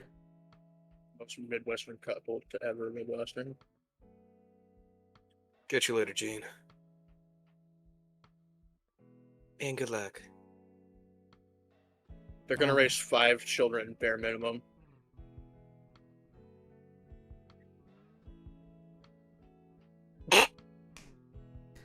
I wave goodbye as they leave. And as they leave, I'm left alone with this uneasy feeling in my gut still. Not only did I run into Taylor, but I made her lose something important to her. I really want to go and apologize, but I should probably listen to Moira's advice for now. Maybe she just needs her space, and I'm pestering her. Whatever the reason, there's no point in me hanging around. Home it is.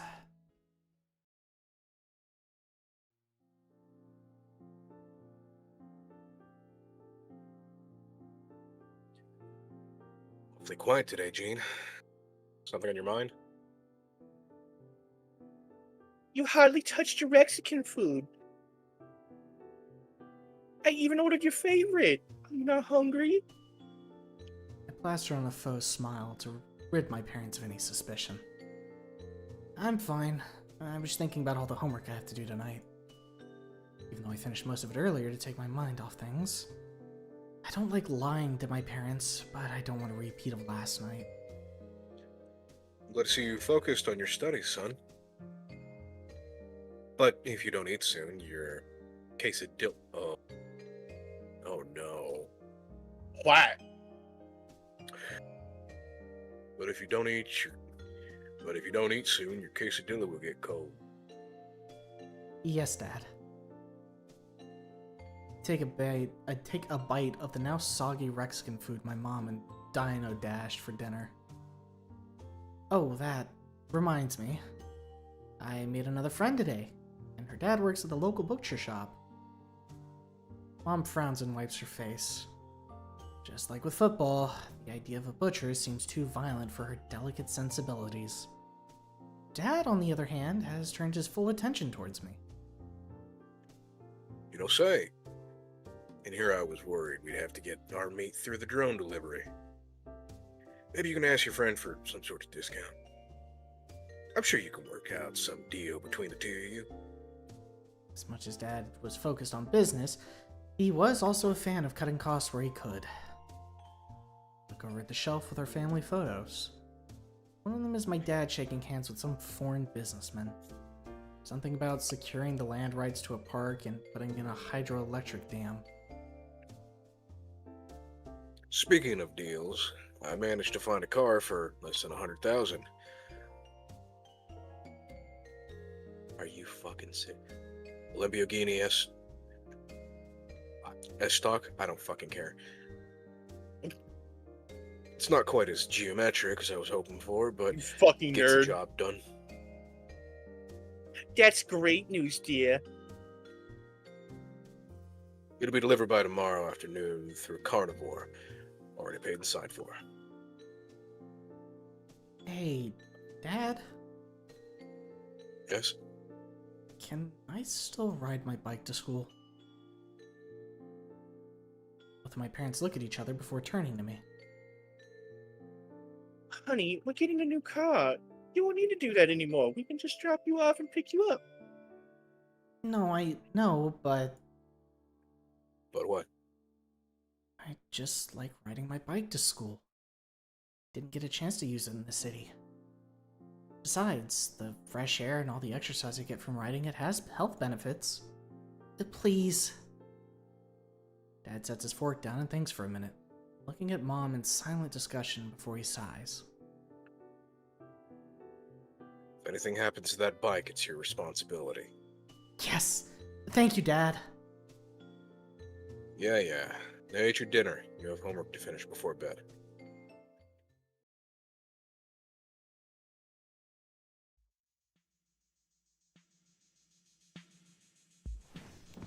It's definitely like a mixed bag with his parents, right? Because it's clear they care, right? And they're there. They're well intentioned, you know? Mm-hmm. They're But, a bit more removed from reality in some senses. Yeah. But we can just have all these services do things for us instead of engaging in the human experience. Well, there's also like a part of me that is kind of seeing a pattern of like, the helicopter parenting is a little bit more a byproduct of the mom so far than the dad.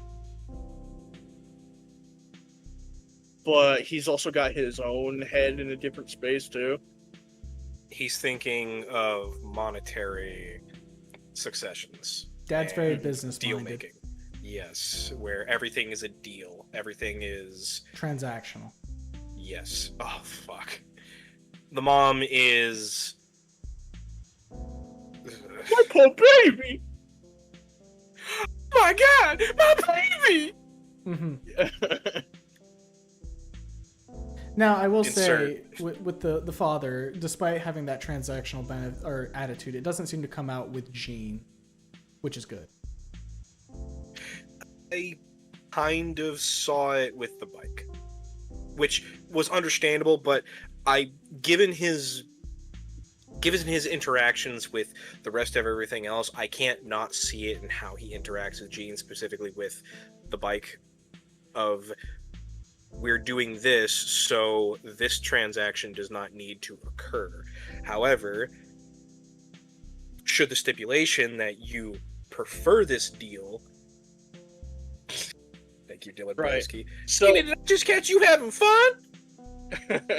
it's well, so like another thing, right, is that Gene might be a little bit socially unaware in like some aspects, but he's clearly like relatively well developed because his dad like would take him along for like business stuff and have him like, you know, phone. He Talk to has some other social kids. tact. It's just maybe not Yeah. the complete social awareness package. Yeah, You know, are you talking about Inko or Gene? Gene. Okay. Now, No, Inko was like the other story of like, yeah, Dad may have hit me with some pointers, but you know, I watched a bunch of tablet videos on how to socialize. Gene strikes I me as know. Inko if parents were more involved. Still not good. Not amazing, but definitely better. He just happened to get adopted early on. And Also- Gene had his social interaction. I'll put it this way: Gene is adapting to his environment a little faster. Yeah. Hmm. Fucking Gene had an appointed extrovert because of how the school works and the fact that the school actually gives a shit about their students, from what I can tell. Hmm. St. Hammond was more of a good fucking luck. To circle back a little bit in the story, Cade, he is that friend that has to like play both sides God. of like the social dynamic of like, hey, you're my friends, and like even though you're like quote unquote the loser class, I still like you, but like I gotta schmooze up to the assholes because I life. partake of them. I by association with them. Yeah. Looks I hope Cade has a come to Jesus moment where he just kicks Carter's ass. The crash out. It's not gonna happen. I know it's not gonna happen. But man, we all want it. We wanted Inko to crash out. I wanted Anon to crash out so fucking hard, and I'm still mad that the crash out is the bad option. Hey, maybe Gene will have an epic crash out. Could you imagine, like, Gene has his crash out, and then, like, his parents hear about it, and, like, there's, like, school evidence of, like, all the other kids, like, pulling him off the other kid? They're like, damn, Gene, I didn't know you moved like that. He's like, I didn't either. Gene's fucking E2, he becomes a fucking mob boss for the local area. I would like it if instead Wild. of like a fucking physical crash out, Gene just has like a disassemble them with cold logic, and they just can't do, like they can't say anything back because like he's super fucking right.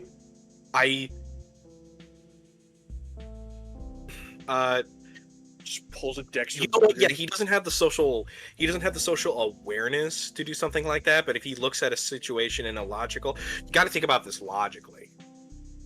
Mm. Yeah, how many times have you heard that? Am I bringing you back to fucking 2016? Man. But also, I kind of just want him to pull like a Yakuza Heat move and like spin drop the bike on someone. Yeah, just fucking wreck him. Gene hits the raw level 7 super and it connects. Oh. I'm burning meter! It's when you get close with Taylor and you do the fucking dual heat move. And you panicked. And you fucked up.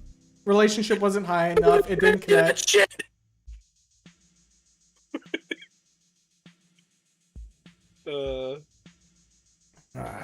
Gene just walks up to Taylor. Imaginary technique. Spaghetti lost. Imaginary technique backfist. Backflip. So someone comes at you with some bullshit, and then you just hit it with the parry and then backflip. Reaching the seclusion of my room, I flop onto my bed and stare at this blank ceiling. Hands creep up to my face, hoping to rub away some of the lingering anxiety from this afternoon. My parents drive me to and from school. I won't get a chance to see any of my friends after. I might not even see Taylor again outside of literature. And if I do run into her again, not literally this time, maybe I can catch up and catch her in a better mood and apologize.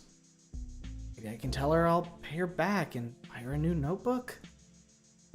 And maybe I can tell her I'll pay her back and buy her a what? It's pretty important to her. Now it's missing.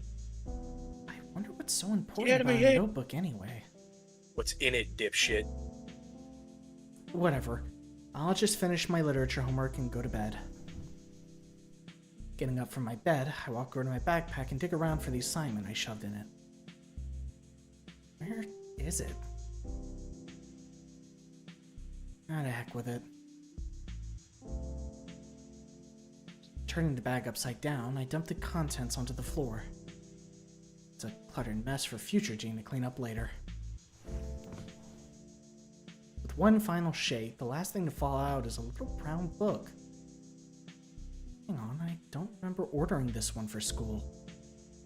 Picking it up for closer inspection, it's well worn with the edges chewed and the cover scratched. Flipping it over, a piece of paper with the inscribed name Taylor Swan is taped to the back. There's her ink. This isn't my notebook. This is her notebook. It's the notebook. Oh, shoot. I must have picked it up by accident after we ran into each other. Bound in flesh and written in human blood. Moira said this notebook was important to Taylor, but it looks like it was about to fall apart if I breathed too hard near it. I wonder why, though. What's in here? No, it's not really my place to even open a page, but maybe you can help me understand her a little bit better. Also, Yes.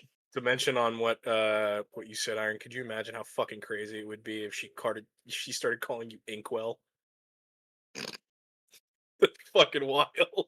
Can we get like a holiday special where it just cuts from this point and it's just the Necronomica Onyx Mortis? The fucking oh god, what is it? The Kane series. Trying to remember the name of it. The vampire one. Uh, I would help you, but I don't know. Yeah. Legacy of Kane, there we go. Yeah. I'm just imagining him just like having a fucking quill ready and he just stabs it into some poor fucking human next to him and just starts jotting down. like you open the book and it just becomes a start of like fucking Snoop verse fucking Evil Dead. All right, boys. Oh my god. I'll swallow your snoot! I'll swallow your snoot! Oh. All right, either we open the book and attain forbidden knowledge, or we be respectful and leave it be. Decisions. You get the knowledge, but then you also get like permanent points in the unnatural, and the downward spiral from there. Right, and the moment when it would come up later. You just see in the corner insight gained. Look, it would come up later too, where Gene let something slip that he read in the book, and she's like, "How do you fucking know that?" And he goes, "Uh-oh, uh-oh." And I'm on gonna garden claw your scene. peener, and not in the good way. We're gonna let that be. Come on, Gene. You know better than that. I've already caused enough trouble as is. There's no need to breach our privacy as well. Besides, judging from how this thing looks, I'm starting to get an idea of how much it must mean to her. She must use it a lot if it's in this sort of shape. I place it delicately on my dresser so I can put it back in my bag in the morning. If I don't see her again tomorrow, I'll have to wait for the next B-day. But at least I found it. Man, this whole Taylor dilemma has really gotten to me. Crashing into her on my first day here was bad enough. Having to deal with this pink raptor girl and her odd little book is something else. I guess I should have expected something like this would happen in such a new place. Not to mention the stress of schoolwork and all these new interactions. This isn't another family vacation, that's for sure. As I back away, a sheet of paper crumples under my foot. The Introduction to Poetry and Its History. Oh, hey, there's my homework. Maybe things are starting to get better already. The good point answered. But they did get worse. The morning came and went in the same monotonous way as the past 2 days. Miss Sowers torturing us with another random quiz first thing in the morning, and Mr. Johnson informing us not to shorten math terms unless we want a repeat of the cafeteria incident. It's a boring routine, but I think I've finally settled into it. First half of my day might be rough, but at least I can always look forward to lunch with everyone. That and the end of the school day after one more class. What's even better is that today is an A day on the class schedule, so I'm back in science with Miss Banksia. Instead of having class inside today, however, me and my fellow academic learners are outside. Smell that fresh air, class! In just a few short weeks, all this beautiful scenery will shift into its next seasonal form. Like a butterfly leaving its cocoon. With that in mind, I thought we would do something fun for today's assignment instead of staying cooped up inside. This sounds like Carl Weezer on estrogen. I'm trying, okay? No, it's good. It's Bro. It's good. been so fun. You did not just say Carl Weezer on estrogen. Nothing's ever good enough for you. You always have to have a fucking problem. Fuck you. I mean, like Slay Queen, though. I mean, like Slay Queen. Oh, don't. You're gonna give people ideas. He couldn't get Jimmy's mom, so he became Jimmy's mom. No, you're dying. Sit in the corner. Alright, now that he's away from us, he's away from the civilized people. I know what you Gather are. your trap. Sit in the fucking corner.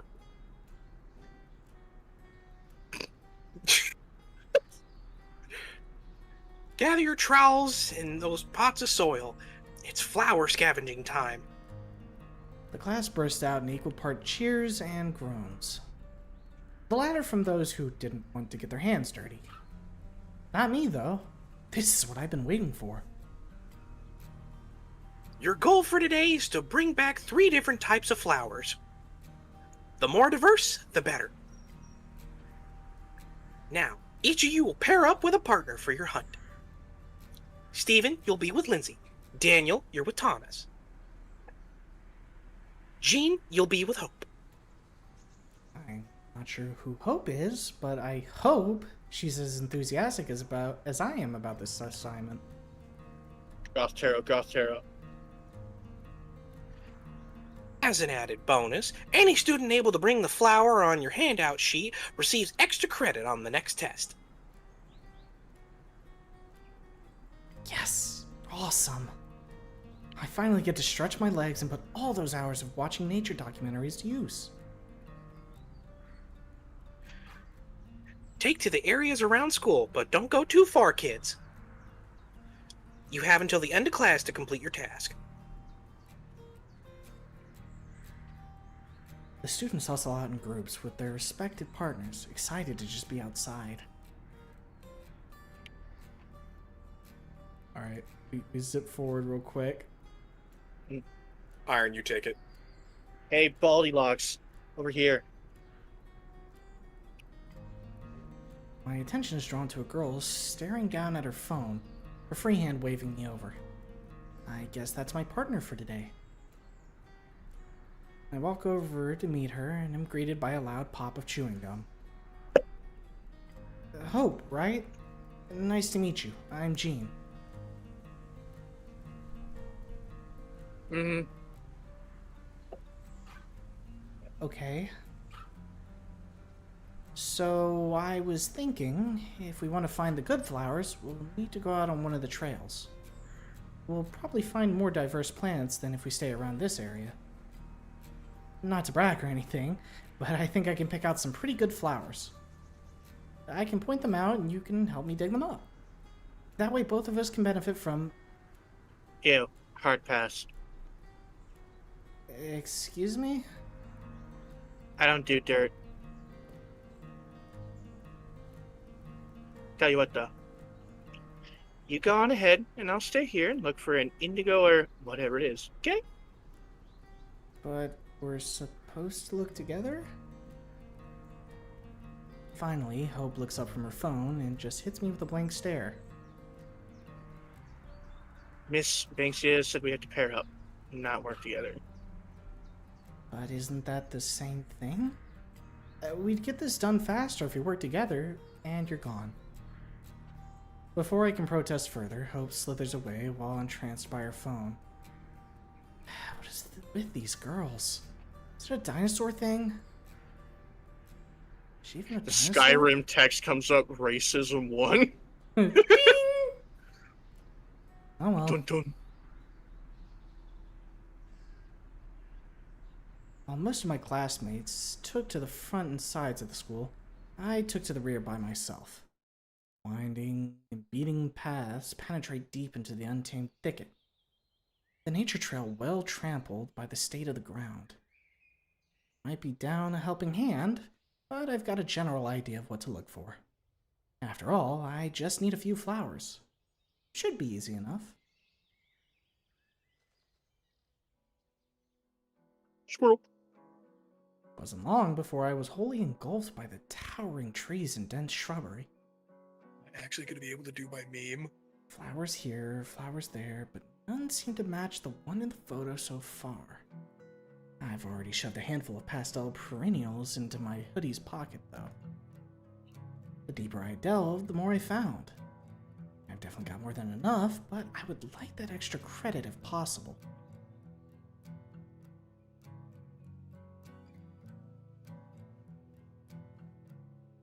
As I walk further down the trail's path, I can't help but take in the sights and smells around. I've experienced glimpses of this kind of peaceful solitude during family trips. This time, actually on my own. No parents telling me to slow down so I don't trip, or telling me I can't lift a rock to see a cool bug. Come to think of it, this is the first time I've gone anywhere like this without having to tell my parents where I'm going. Huh. This little taste of freedom sure is sweet. I can get used to this.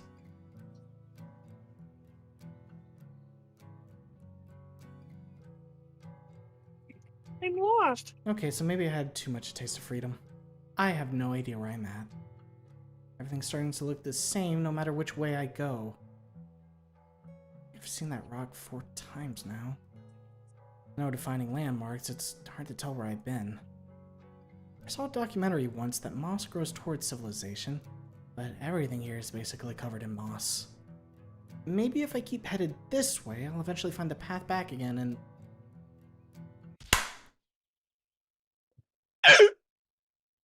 What the heck? Huff, fluffy tail. Oh no. What is this thing? A little too fluffy to be a flower, and the shape of it You is kind of fucking idiot! Whatever it is, it's absolutely gorgeous. That subtle off-white coloring on the side. The tasteful shade of the raspberry pink. Brother. Oh my god. It even smells amazing. Brother. I wonder if it's some kind of exotic vine that was planted here. Maybe the flower I'm looking for is at the top of it? If I can find it at ground level, maybe it's in the trees. These documentaries I've watched have shown that some plants grow on exotic vines like this, so who knows? I double-checked the handout sheet, and they do look kind of similar. In Bro. color, at least. It's not the exact shade or shape, but it might be my best shot. Shouldn't hurt to give it a try, I guess. Ain't no way. I give the strange Okay. bloom a tug, and alright. I'm- Get it I'm out gonna here, be- buddy. I'm gonna be so fucking real. Yet another instance of the hardest thing to do for human behavior is to get someone to look up. Mm-hmm. That is the hardest thing in all of human behavior. is to What's get up? someone to Nothing look up is important. Dude, the sky isn't fucking real. Everything I need to worry about is in front of me or down. Dude, what do you Everything's mean? beneath me. What do you mean, dude? The sky didn't change. It's still blue. Why would I need to look up? Yumo, this is how we know Gene's a gamer. Exactly. Dude, he had Gamers ass don't look effect. He had an ass effect poster. The only reason you look up is if the light suddenly gets dimmer and you're like, oh, is there a cloud? Also, I had posted it. I have a feeling. Mm-hmm. I'd like to tell you that Gene fought off Taylor in the back trails of the school. I'd like to tell you that. Alright, you guys ready to get fucking obliterated? Well, how fluffy tail, guys. Fuck. Ouch! Voice yelps up above the branch, and I immediately let go. Suddenly, a pink and white snout swings downwards, stopping a few inches from my face. Who the fuck? Oh, great. It's you. Again. Looks like I'm just cursed to keep running into this girl in situations like this. Except this time we're at eye level, her knees locked around the branch, and her body is hanging upside down like a bat. The hell do you think you're doing? I didn't mean it, I swear. It's not what it looks like. What it looks like is that the same stupid fuck that almost killed me is going around and pulling tails. I'm surprised she hasn't latched onto my face with her teeth yet, considering how mad she is. Look, I'm really sorry. I had no idea that was your tail. Yeah, right. She rolls her eyes, which in this case makes her look down at the ground. Honest, I thought it was some kind of exotic vine or something. Had I known, I swear I wouldn't have pulled on it. Considering how stupid you'd have to be to pull on a dino's tail, I actually believe you. Whew. Glad we sorted that out. Maybe now we can talk things out without me having to worry about losing my head. Hey, so, you're Taylor, right? She looks back at me and narrows her eyes. Well, good fucking job! The retard might actually be a detective! How'd you figure that one out, shitlock? Your friends mentioned your name yesterday after literature? No, great. More people talking about me behind my back. Just what I needed. Thank Jean. Diffuse the situation. But how?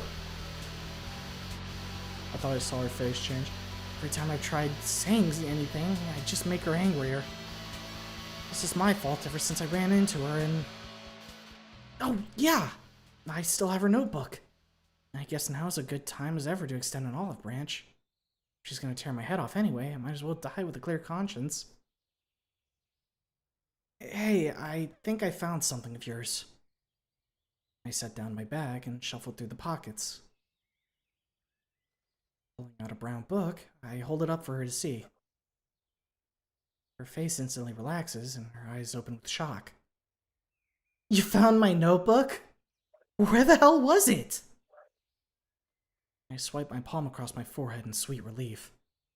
No face tearing for the time being, it looks like. It was when we crashed. I picked it up by mistake with my other books. With surprising elegance, Taylor drops from her perch and snatches the book from my hands. She brings it close to her chest in a deep squeeze and breathes a sigh of relief. Her eyes return to me, lacking her usual fury, but instead replaced with a look of scrutiny. It took you this long to return it? Seriously? I only realized I had it yesterday. I've been meaning to give it back to you if I saw you again. I'm really sorry about the whole thing. Her face scrunches up in deep thought. Alright, I believe you. I let out a breath I didn't know I was holding. Thank goodness. But just this one time, that's all you get. I'll take it. Again, though, I'm really sorry. Running into you, accidentally taking your book, pulling your tail, all of it. It's fine. I mean, it's not fine, but... whatever. It's fine.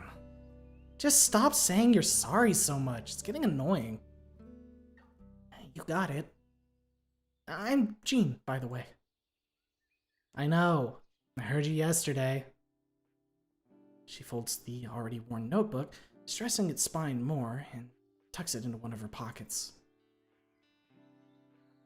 What are you doing out here anyway? Oh, I was doing some flower hunting. I need a few samples for science. She goes, yeah, you are a flower. Let me guess. Miss Banksia's class, right? Before I can say she's right, she swipes the printout I was holding and scans over it. Yeah, I know what this is. This way, Baldy. Leaving no room for response, she strides off the path, forcing me to follow. How many do you have to get? 3, but the one in the photo is extra credit. She stops and turns to face me again. And how many do you have? 3. I take out the crushed flowers from my hoodie and look off, and the look of horror on Taylor's face immediately lets me know I messed up. Heck, even I can tell this won't work. Dude! The fuck? You can't just shove them in your pocket like that. She sighs and shakes her head. Come on, I'll find you some new ones. And just like that, we're in. After leading me along for a minute, we finally come to a stop. Taylor pulls away some tall weeds next to her leg, and beneath it is a patch of purple and yellow flowers. And see this one? It's called a pansy. It's kind of like you. Short enough to be snuffed out by tall grass if you don't know where to look. Haha, very funny. Still, that's pretty amazing. You just knew it was here? She shrugs in nonchalance, bending down to pick the flower.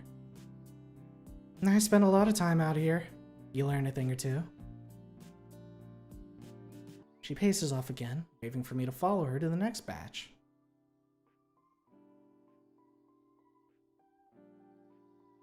And this orange one here blooms late spring and fall. They don't do so well in colder weather. Taylor picks it up, bringing it to her snout and giving it a sniff. When she's done, a faint grin crosses her face. Huh, so she can smile. What's it smell like? Kinda like a ripe apple. Here, try it. I take the flower and bring it to my nose as well. Oh crap, you're right. Yeah, no shit. I usually am. Wish they bloomed more throughout the year, though. They're one of my favorites, but oh well. She flaps the paper to read it once more. As for the last one, you need something impressive. Let's see. Her eyes squint at the image on my handout before glaring at me. Did you seriously think that this looks like my tail? Well, the color looks the same. She heaves a massive sigh. Let me just show you how wrong you are. We double back towards the path we deviated from and stop at a tree with plants sprouting from the base. You know, not, and this isn't to say that like it hasn't been like an organic change, right? Hmm. But man, the 180 in personality. Well, you caught her during her passion, it seems. Caught her on a bad day. And you cheered Yeah. her up by giving her a notebook. Even if you Truly. were the one who accidentally grabbed it. That, Right. put him in a good mood.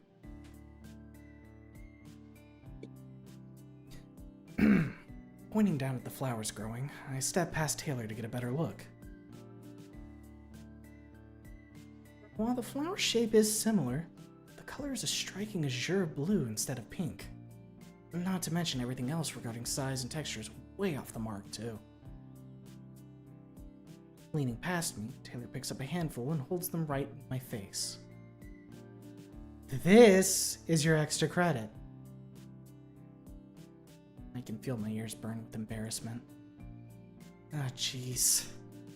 Hey, Taylor, look, I'm sorry.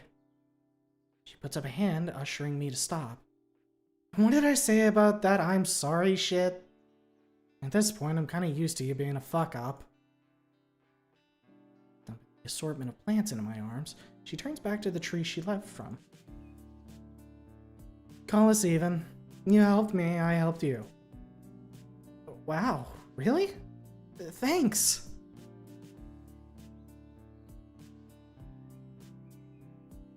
I follow after her again, and we make it back to the tree I first found her in. Reaching one hand up, Taylor grabs a branch and starts pulling herself upwards. Using her feet, she sinks her claws into the bark of the tree and hoists herself up. Wowzers, those things look dangerous. I need to make sure not to be on the receiving end of her built-in sickles. Reclaiming her perch, she stares down at me. Try not to crush those. I'm not helping you look for more if you do. Thanks again, Taylor. Yeah, don't mention it's skin-tarred. Just don't ever pull my tail again. Skin-tarred? Well, that's a new one. Either way, Taylor's been a massive boon. Just have one more thing to ask for help with. Do you know how to get out of here? She scoffs and points in a direction. Just keep heading in that direction, you'll be back out. You're a lifesaver. Thanks. Hey! As I pivot, her voice pulls my attention once more. Thanks. Really. For the book, I mean. A warm smile decorates her beak. Funnily enough, I can't seem to control my smile either. You're welcome. Now get the fuck out of here before the bell rings. You're ruining my vibe with your bright-ass bald head reflecting the sunlight. Good point. I don't know how long I've been out here, and I don't want the class to think I went missing. Later, Gator. I'm a raptor, you dense mother... I rush to the school grounds so fast that I don't hear her finish the insult.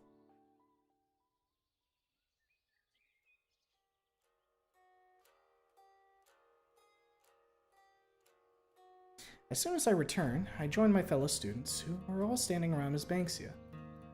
Man, I wish I didn't have to leave for work. Hope you enjoyed the demo. I know you enjoyed the alpha, so me and the other writer made sure to do our best on everything after Chapter 1. Very good so far. Very good. Yippee. Very good.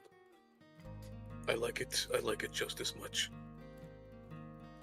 Looks like everyone has presented their findings, including my quote-unquote partner. Hope is glaring at me like I just drowned her goldfish, holding a handful of what looks like weeds from the sidewalk. Welcome back, Jean. And just in time, too. Care to show us what you managed to find?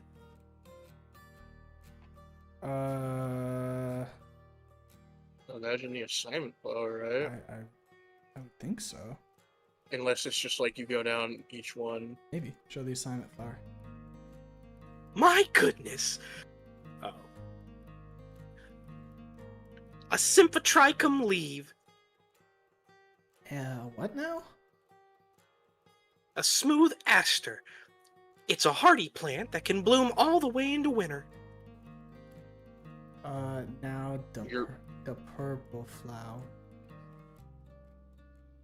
Pansy? Such a beautiful flower, and such striking colors. Good find, Jean. And the yellow flower. Marigold! Great timing on finding this one. These will become a rare once the season changes. You just see a suicidal cowboy in the background. Thanks for showing me those, Jean. How on earth did you manage to find the aster? My printer ran out of blue ink, and for some reason used red instead. Ah, okay, there we go. A little bit of an explanation for why. Just having a lucky day, I guess.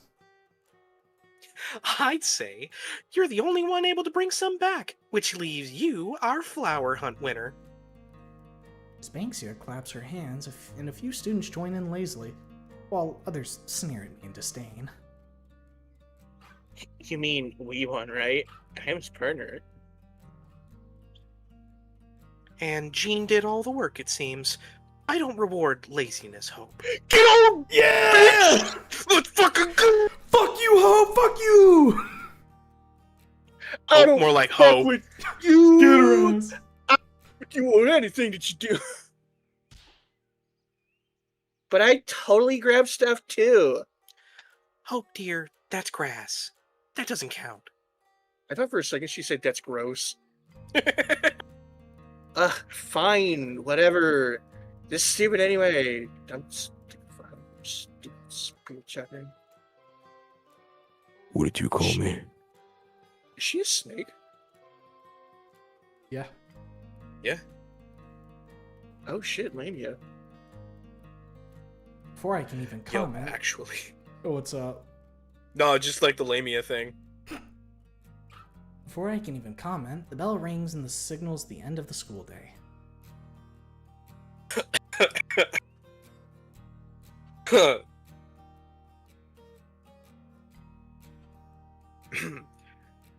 Go ahead and return to the classroom to get your belongings, everyone. I'll make sure to plant all the beautiful flowers you delivered. Make sure to have an amazing day, and I'll see you all again on Friday. I give Miss Banksia a wave goodbye that she cheerily returns and head back into the school. Unlike everyone else, I brought my bag along so I can head home and avoid most of the after-school hall crowds. I'd wait for my friends, but everyone said they would be busy after school today, so maybe I can get out of the parking lot without almost getting run over.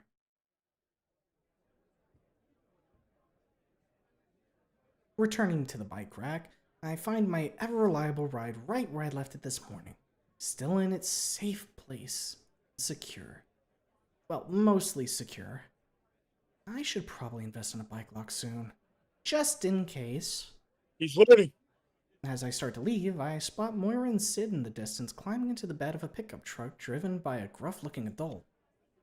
Probably Moira's dad, considering he doesn't look like a blue spaghetti noodle like Sid. Racist. The two give me a wave from afar, and I return the farewell gesture before leaving the property and pulling out onto the main road. Casual racial score goes to 2. As I come to a stop at one of the four-way intersections, a sharp whistle behind me makes me turn my head. He looks like Certified Caillou. baby face. He looks like Caillou. Caillou done all grown up, baby! That's my boy! You.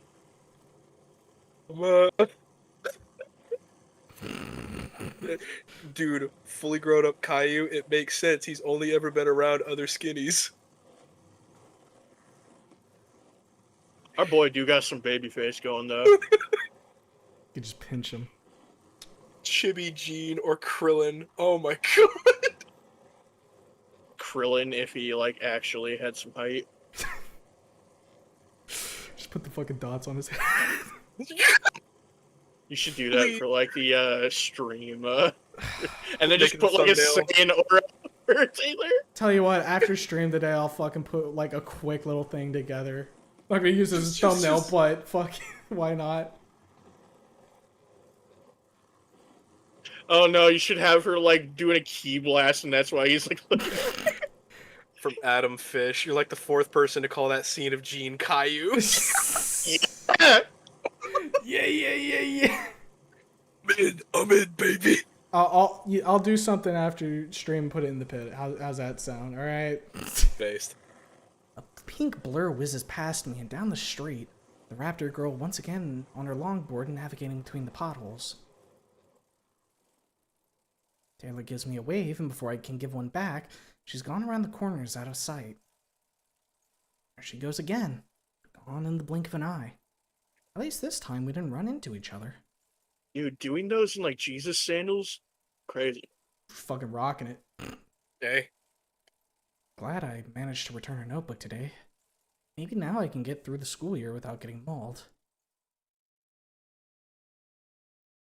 Yo, we're so in Swoogie Doo. Fight, I'll have Veronica call him Caillou somewhere in the game. Fuck you, let's go, baby! Autumn is pretty much in full effect now. The town and its surroundings are enveloped by a beautiful motley of yellows, reds, and browns. The trees have all changed from a uniform green to match the season too, and each leaf on the ground is just as crunchy as the next. It's a simple but serene beauty that I can't help but admire. Honestly, I find myself wishing I had gotten a taste of it sooner in life. And I can't forget about the weather. Overnight, a cool blast of air assaulted the town, shifting it away from the last of the summer heat and into a crisp fall. Before leaving the house this morning, I had to rush back inside to put on an extra layer. Just a shirt and hoodie might not cut it for now. When we get the jump cut of Gene as an adult, can you just make him look like Johnny Sins? Thinking back, I remember how the dinos that live in the city combat the colder weather. They would bundle up with layers and layers of fabric, and the city supplied basking spots for those who couldn't handle the frigid air. The dinos here, however, seem more adjusted to the climate. Cade's a perfect example. When a cold wind blows that makes me shiver, he doesn't even flinch. Man, I am so happy school's out finally.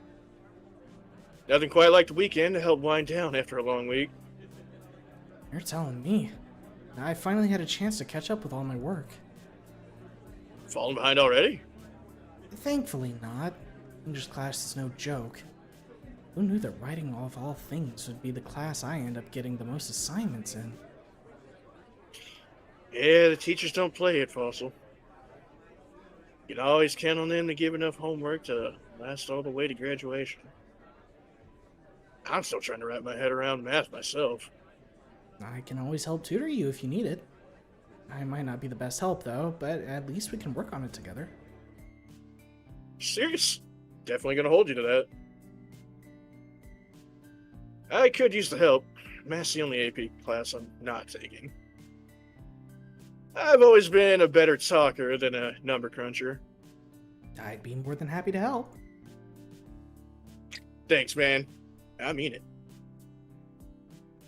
With you in my corner, maybe I won't catch senioritis.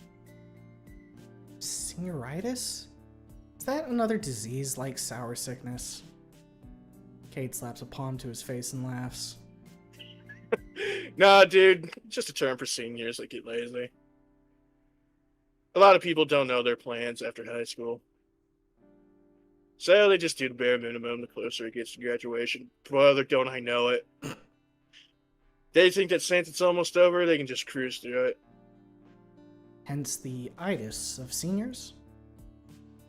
Now you're getting it. How are your classes going? It's been a few weeks since you got here. Kate's right.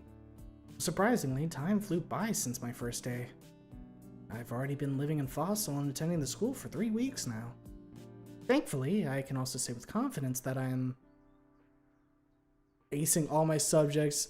This ain't nothing to me, man. Getting by. I have no choice but to move into the woods and live my remaining years as a wild man. I think narratively, from what we've been hearing, he's been like getting by. Yeah, I would go with getting by. Hold up just a sec. Although his backpack clutter earlier did seem like he was getting mostly A's, so like, Yeah, but we Either way. we be a little modest too. We ain't gonna say that. It's tougher than I thought it would be, if I'm being honest. I don't think I was ready for the amount of classwork and homework we'd have. It's nothing like homeschool, at least. But, all in all, it's going well. I think. Nothing I can't handle. Cade's eyes widened as he nodded with approval. Oh, very nice, Gene. They definitely don't make it easy here. It's a public school, but the teachers really care about the students.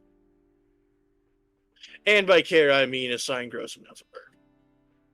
Since Mr. Delcine became principal, they really started cracking down on that. Since we're not a big city school, he wants Fossil to prove it can compete. Hey, you're not doing bad for someone who's never been to a real school before. I mean, homeschool is real school technically, but thanks. By the way, I've been meaning to ask you, how can you do AP classes and be on the football team? Isn't that a lot of work? Cade inclines his head in disbelief. Honestly, I'm not even sure about it myself some days.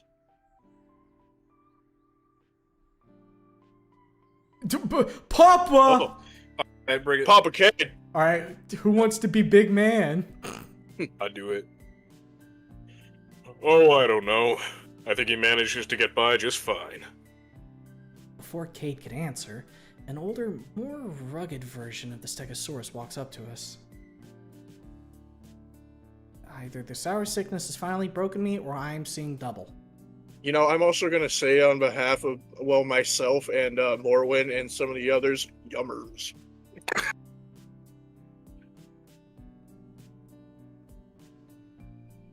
I'll leave it be. I'll take that as a compliment. That also applies to what Iron said. Alright. I'm doing it anyways. Wow. Gene, this is my dad. You might have seen him around before. He's a janitor here. Does not dress like one. Just one of my many jobs. It's nice to meet you, Gene. I'm Terrell Trumbley, but you can just call me Mr. Terry, like the other students do. Wait! Uh-huh. Yup. Nice. Yup. Oh, shit. Kate is like fucking, Everybody Hates Chris car. Yup. Okay. Oh, wait. I I have a new voice for him. I have a new voice for him. Because I am very white man, but, you know what the vibes are now. I watched the shit out of Everybody Hates Chris. That was my shit, dude. I want to see Oh, the if Black I... and Power Shut your fucking mouth, pinko motherfucker. My sons told me a lot about you. All good things, I hope. He nods and hums in agreement. Only good things. Says you're a bit of a plain Jane, but plenty smart and easy to get along with. Even though I smile at the compliments, I can't help but feel like he's right about me being plain. If it weren't for my parents picking through every hobby I wanted to try, yeah, it could be more interesting. Plain isn't always bad, though. Kate puts a reassuring hand on my shoulder as if he read my mind. Look at salad, for example. Even basic lettuce can still taste pretty good. I'm not sure if comparing me to lettuce is the best example, but I'll take it. Kate, what'd I tell about making bad comments? That's 7 cents worth of wasted air you just made. I'm just glad to see Kate is making some good friends this year. I got plenty of friends, Dad. I meant besides the football team. You can't just spend all your time hanging out with them, you know. Just once in a while, I'd like for a football not to be thrown in my house. I know.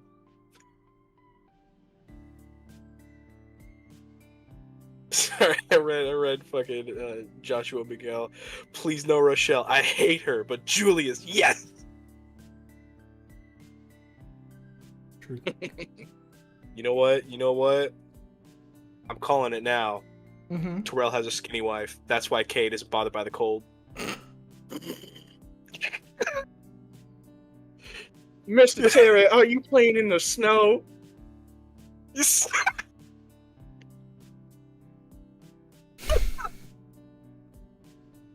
Good God.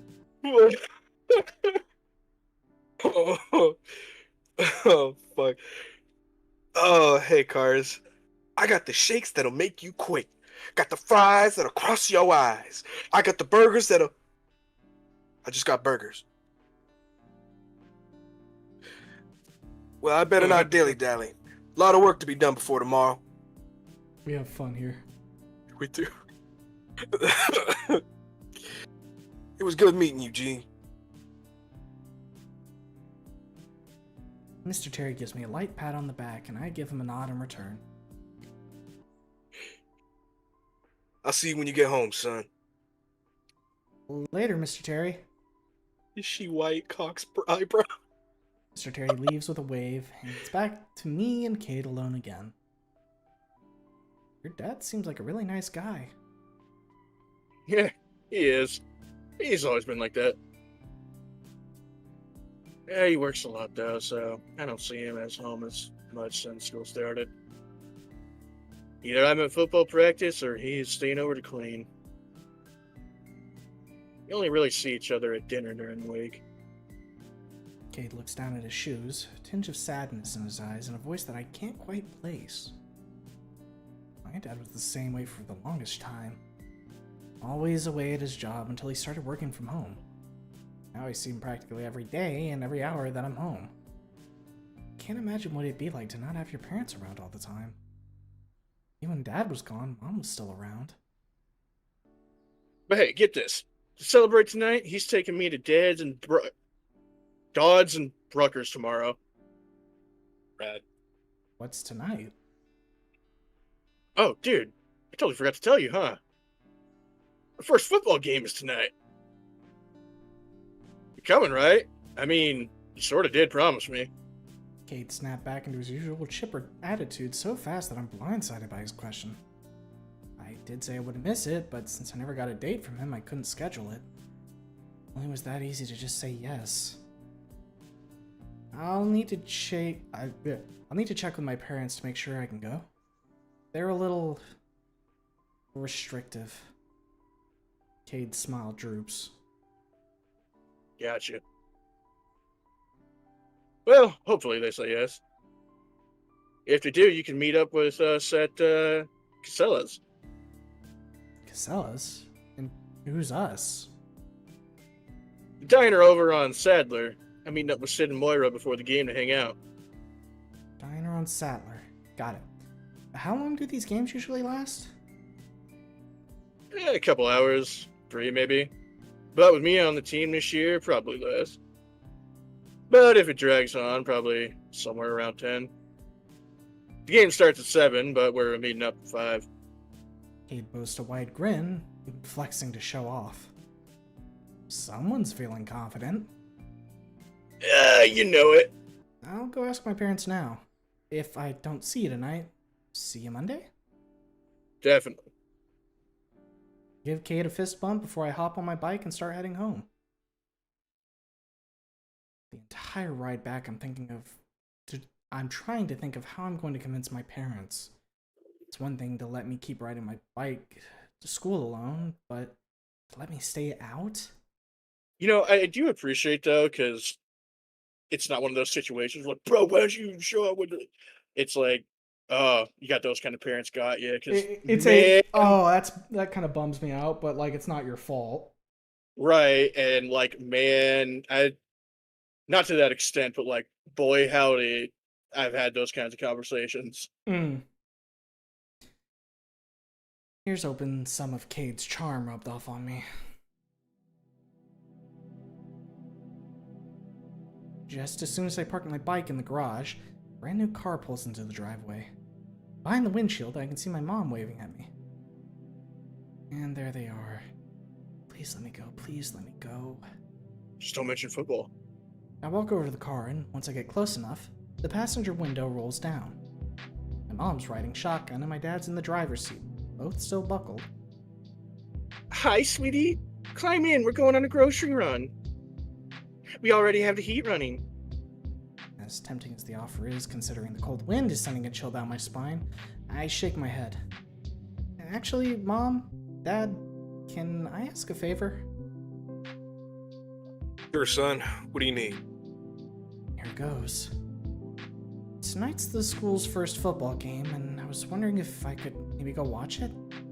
I sort of made Kate a promise that I'd go. You two did teach me to always keep my word. My parents turned to look at each other in confusion before looking back at me. The silence from both my parents is louder than anything I've ever heard. It's like an eternity before Dad leans over with a raised eyebrow. Football? You want to go out tonight to watch football? Yeah, I was hoping I could be there to show some support. Every time my parents exchange looks, I can feel my chances of getting a yes dwindling. I don't know, sweetie. You know I don't like contact sports and how violent they are. She has a point about the violence. I've never been to a football game, but I know it involves some modicum of aggression. Considering it'll be two teams of testosterone-filled teenagers, who knows what could happen. And not to mention that I'll be the only soft-skinned person surrounded on all sides. But Kate seemed so excited for it. He'd tell me if it was dangerous or not. And it's not like I'll actually be on the field. I'll just be sitting on the bleachers and watching, Mom. No danger involved. I don't know. What if a stray ball is thrown in your direction? Get a brief flashback to my second day's lunch. I'll make sure to sit far enough in the back that I can avoid that happening. How long is this football game supposed to last? We don't want you out past your curfew. The game doesn't start until 7, but Kate says it should only be like 2 hours, 3 at most. But But I was also hoping I could meet up with my friends before the game. friends, not just the one. Yes, sir. Sid and Moira too. They're all meeting up at the diner to celebrate. What time? At 5. Dad rubs his chin in thought. Isn't that Mora the one whose father is a butch motherfucker? And we're in! Mom shivers at the word in disgust, and I quietly nod. I don't know, son. That's awfully late to be out without supervision. Please. I've never gotten the chance to do stuff like this before. My dad sighs and gives my mom one more look. She also sighs and nods. Okay, Gene. You can go. Wait, really? Yes, really. Yes! I can barely contain my excitement and I fist pump in the air. But with conditions. And there it is. You can only be out for as long as the game lasts. Nothing more. Okay. And you're calling us when you get to the diner. And when the game is over. That way we know when you're coming home. I expect you to be home by 10:30. But what if I want to talk to Kate after the game? Don't argue with your father, Gene.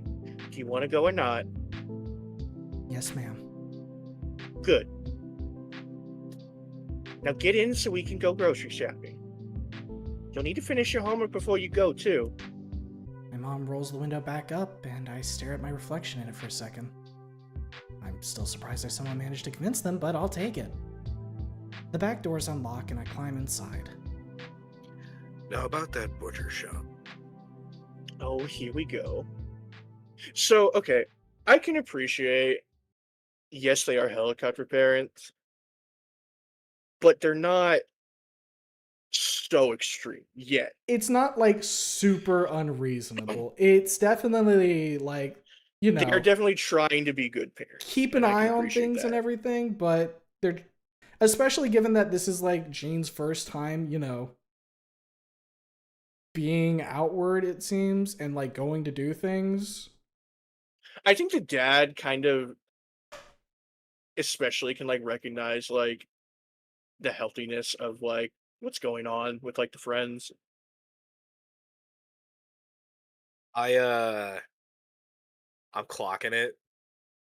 the dad is going to actually get a chance to talk with the butcher. Mm-hmm. Musk is going to get mentioned. It is not going to be a good conversation, and they are not going to. They're going to walk away very upset. Oh boy. Just can we have a little bit of hope for 5 seconds? Do you think I- that there is going to come a pushing point where like parents like show up at like the worst time possible Right. and have the worst impression of things going on? Like, it's how it always is. Fucking kids are having a gay old time. They're enjoying everything. And then the fucking adults come in and cock everything up. We had a good thing going. I had frights. Or you have the situation where like the helicopter parents are about to like go nuclear, but then like the Midwest like parents come in and Midwest it up and like force them to like by Well- proxy of being so nice that you can't not be like put on the spot. Well, what I'm wondering is that if there's going to be any like sort of situation where you can be dishonest with your parents in the full release. Oh, absolutely, you're we're gonna honest. have that. And that's going to have an effect on whether or not like they blow up when the event happens, or if they're like, we may not get it, but we do trust you, Gene. Right.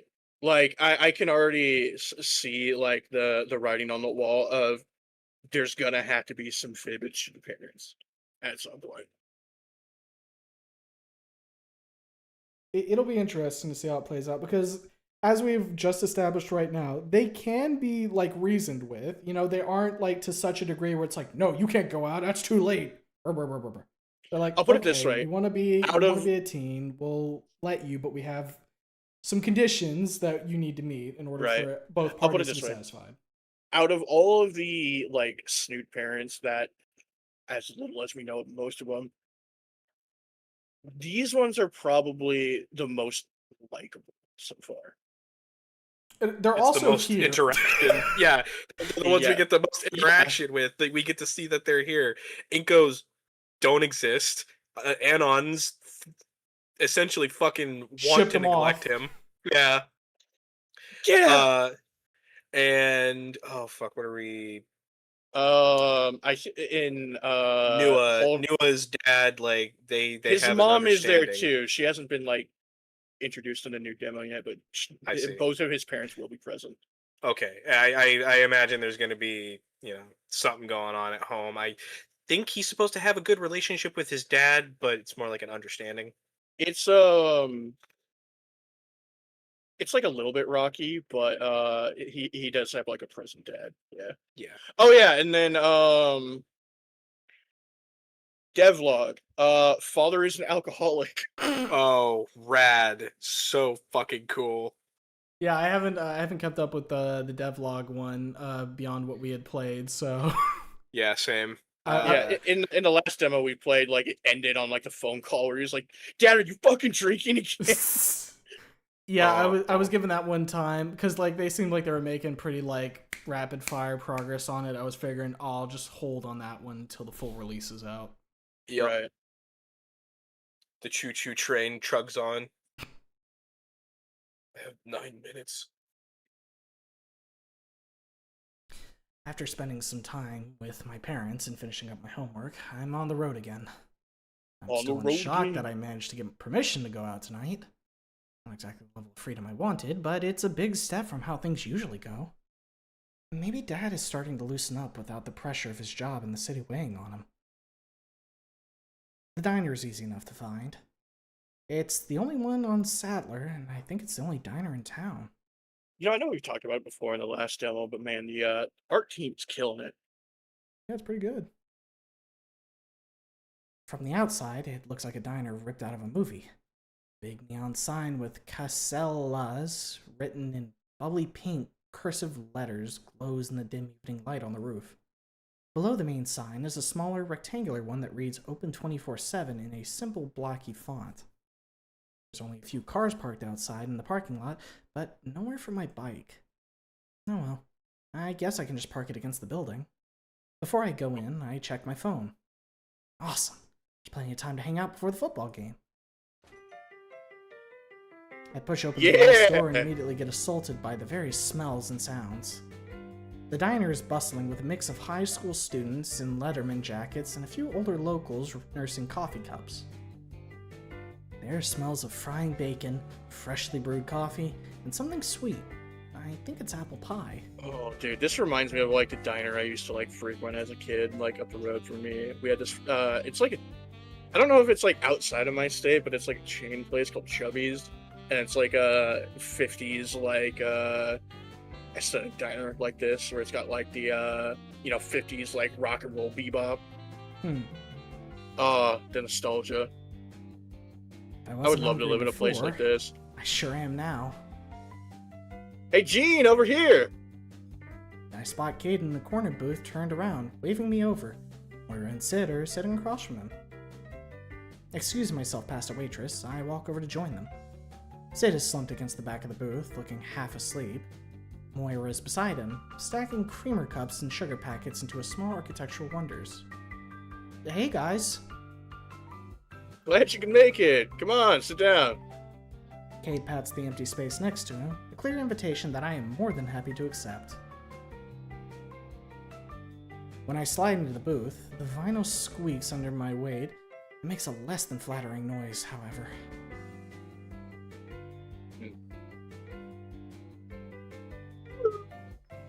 That wasn't me, I swear. Kate said the same thing earlier. Sid chuckles, and I can feel my face burning. He's just grumpy because we haven't ordered yet. We were waiting for like half an hour, I could feel my stomach digesting itself. Sorry, I had to finish up some homework first. School, we get it. Parental units can be a drag. Speak for yourself. I love my dad. Mine doesn't care what I do, as long as I don't end up in the back of a cop car. Real. Moira finishes her confectionery construction and pushes it towards the center of the table with a satisfied nod. Before I can ask, a waitress with a tired smile and a pad of paper appears at our table. Hey, kids. You ready to order? I'll just have water, thanks.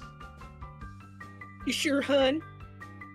Well, since I won't be home for dinner, I might be a good idea to get food. I guess I'll go with... Ooh, smothered and covered. Chicken fried steak. Hell, dude, if you're at a burger place, you gotta get the burger, though. Is this a Well, steak that is a good choice. fried like chicken, or is it chicken turned into a steak? Never mind, I'll take it. I've never heard of it before, but it looks delicious. What boy you gonna learn today? Oh. Alrighty then. Stack of pancakes for me. Take a burger with some fries. Rare, please. Just a chocolate shake, thanks. That would get so good. Be right out with that. The waitress jots down our orders and walks away. Naturally, she comes back with 2 straws. Yummers. So, Gene, you excited for your first real high school football game? I definitely am. I'm not sure what to expect, but I know it's going to be a cool experience. Just a bunch of sweaty guys throwing a ball around and patting each other on the butt. Hell yeah. You're not missing much. Wait, really? She's kidding. Oh, It's more like a slap than a pat, really. wait, what? Joking! Joking! Unless you want to find out, chicken. We're gonna have to work on that sense of humor, bud. He's not wrong about the sweaty guys, though. Or the butts. I can't help but laugh at Sid and Moira's back and forth. The 4 of us continue to chat about the game and school life while we wait for our food. As the minutes pass, more students pour in.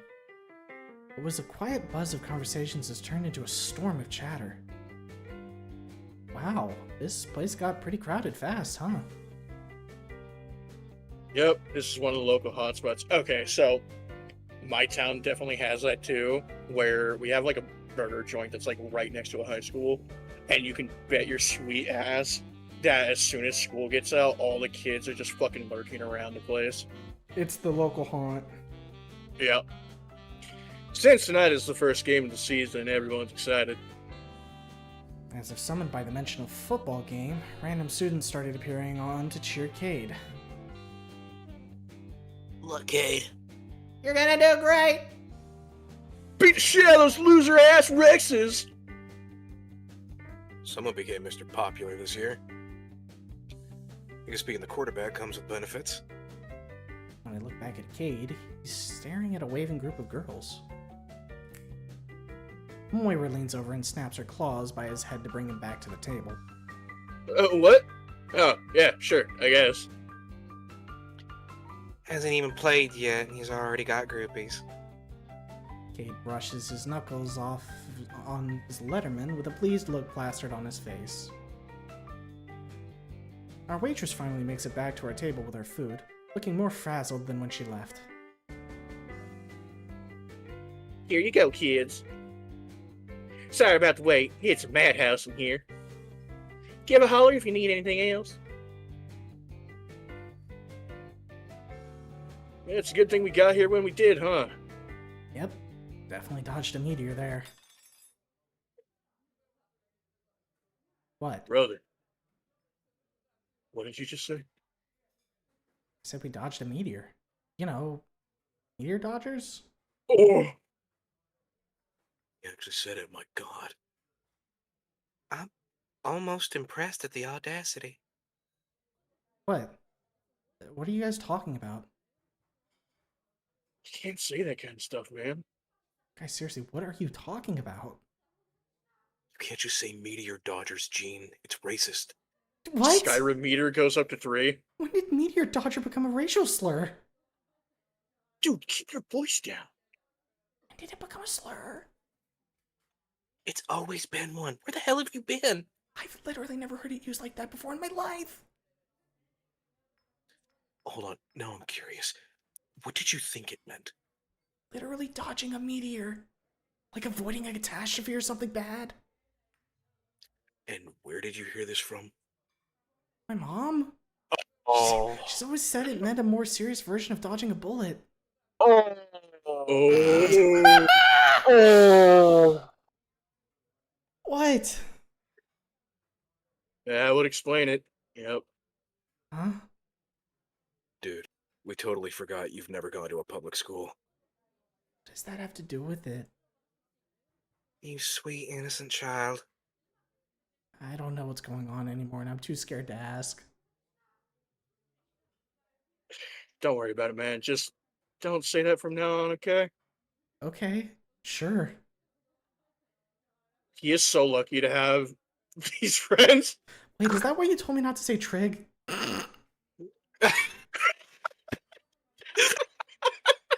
He's fucking laughing. He's hysterical. That's fucking awesome. Cade slaps his Dude, face. hell yeah. Milkshake I flies think out of all- Sid's nostrils, and Moira starts howling with laughter. All things Easier with the considered, meteor hits. all things considered, this is the best outcome that could have come from that. Oh, absolutely. Absolutely. Oh my god. That's awesome. With our plates clean, and the ins and outs of sorry and slurs explained to me, we decided it's time for the bill. Okay, so I got 10. I could float my shake. I can cover mine and help chip in. This is where we learn that he's fucking loaded. What's going on? Oh crap! I forgot to tell you, we're planning on splitting the bill, huh? Oh, I can cover it. No, man, can't let you do that. Good friends. No, I insist. Especially after what I said earlier. We were just busting your balls, Gene. No need to break the bank over it. Guys, seriously, I got it. It's fine. Before they can protest any further, I stand up and take out my wallet. At least let us chip in for the tip. I feel kind of bad for the waitress and cook for how busy it is. Deal. I've Yeah, never that's given a good, tip at least. before. How much are you supposed to normally give? I just throw a couple of bucks in usually. Same here. Just leave what you think is right for the service. Meet us outside when you're done. Here's our part. Kate gathers up everyone else's money and drops it in my hand. As the others get up and leave, I join the line at the register. I wonder how much everyone else tipped. I see a 5, some crumpled up ones. Is that a $50? Ready to settle your bill? I look up, and the waitress is patiently waiting for me behind the small register. Oh, yeah, sorry. With the football team discount because of your friend, your total is going to be $35. That's pretty good. Huh. That's way cheaper than I thought it would be. Every time Is I've that gone out to Midwest? dinner with my parents, the bill is usually triple that. Yo. Reaching into my wallet, I take out one of the $100 bills and pass it to the waitress. This is for the bill. Sorry, hon, I can't take 100 for payment. Oh, okay. Rifling through my bills, I take out a 50 and hand it to her. Oh, and here's the tip. You can keep the change and add it to it. I pass her the tips from the others and add the 100 to the top of the pile. What? Waitress's hand stops moving and she stares at me. Are you sure? This is a lot of money you're leaving. My friend has said to tip what I think reflects the service. And even though it's really busy, the food was amazing and we're very pleasant. Well, hell, thank you, Shug. You're a blessing in disguise. Do you want a receipt? Yes, please. Scribbling the tip total down on a small notepad, the waitress rings up the full order and prints out a small piece of paper. Ripping it off the register, she passes it to me. They're gonna see the receipt. Come back anytime, hon. They're gonna murder Thank you. him. Will do. You know that when he returns, they're gonna give him the best goddamn service. She's gonna be like, yo, it's the skinny! Let's go! That's my Shug! That's my Shug! Sugar Daddy's back! Hands on deck! As I'm leaving, I can hear the waitress yelling over the crowd. Hey, Rocky, you're not gonna believe this.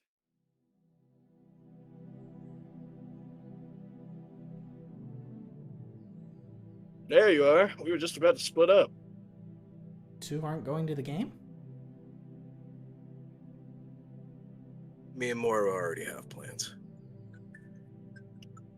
Sid's gonna give me a ride to school first, though. You wanna hop in? Thanks, but I'll take my bike. I need to burn off all those extra calories. Wait, doesn't that thing move on its own? I don't know, Gene. You're all skin and bones already. Nothing wrong with a few extra pounds. Are you into skin and bones, though? Well, yes, but yours are the only ones I really care about. Wow! Oh, babe. Sid and Moira's back and forth is a treat to watch, but even I don't think I can stomach it after my meal. You should probably get going before they start making out. Meet me at the entrance to the football field when you get to the school. Will do. Despite the couple making goo-goo eyes at each other, Cade manages to pull Sid away and the two climb into his truck to leave. As they pull out of the diner parking lot, I give them a wave and head to my bike with Moira. So, you never told us if you managed to talk to Taylor or not. I'm going to assume you did and it went well, considering you still have your lambs. Yeah, I think we made amends.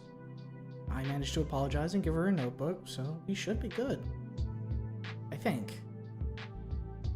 I'm half surprised considering how she is, but that's good to hear. Just try to avoid picking any more fights with her in the future, okay? She likes to hold grudges. Take it from me, I know personally. Oh, yeah. You mentioned you two used to be good friends. What happened? Nothing. It was just something stupid. Oh, okay then. You better get going before the rest of the students start leaving. Moira, did you steal boyfriend? How about you mind your own fucking business? Wouldn't want to see you become the newest roadkill.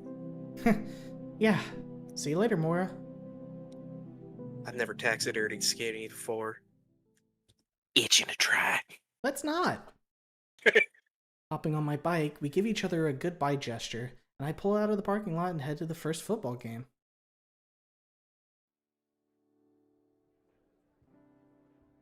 It's just past 6:30 now. The air's gotten cooler and the streetlights are flickering to life. God, what I wouldn't give for fall right now. God.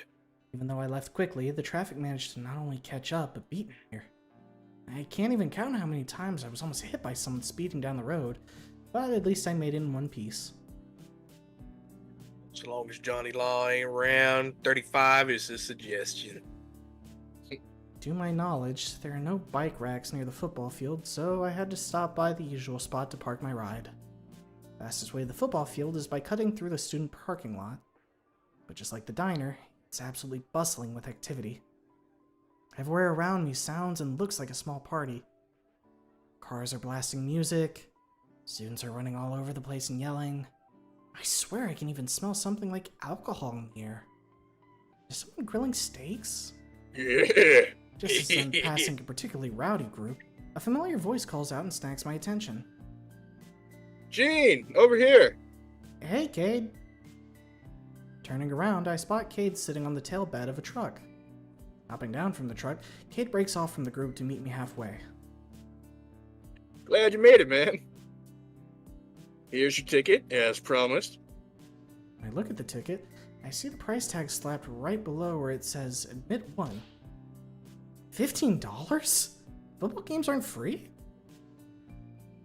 I know it looks bad, but the school uses the money to help fund everything. You didn't have to buy me one, though. I could have paid for it had I known. Don't worry about it. Even though you're not new here anymore, I still gotta take care of my boy. Thanks, Cade. Of course, man. What else are friends for? It's just the same that Sid and Moira couldn't make it. But hey, we don't need them. After all, we are the dynamic duo. Cade route locked in. 2 peas in a pod? A pair of pals. A terrific twosome. I think I saw a video titled that once. Oh. Yeah. Wait, what? Who dis? I think it's the... Yep. Hey, newbie! Climbing out of the driver's seat of the truck Cade was sitting on is a familiar face. I'm half expecting another football to be thrown in the direction of my head. Instead, he just walks over to join us and points down at Cade's feet. Hey, quarterback, your shoes untied. Oh, come on. Even I know that's the oldest trick in the book. There's no way Cade would fall for... Oh, hey, it is. Thanks, Carter. Oh. What's Fleshy doing here? Carter looks me up and down while Cade ties his shoelaces. Hey, he came to watch us play and get his ticket. I'm just making sure he knows where to go for the game. If you're looking for the game, you came to the right place. It's me. I am the game. I'm him. Welcome to my territory, cue ball. This is my field. This is my sport. And I play to win, and I always win. Because who's the best football captain to ever touch this field? Carter Calloway! The students surrounding us all cheer loudly.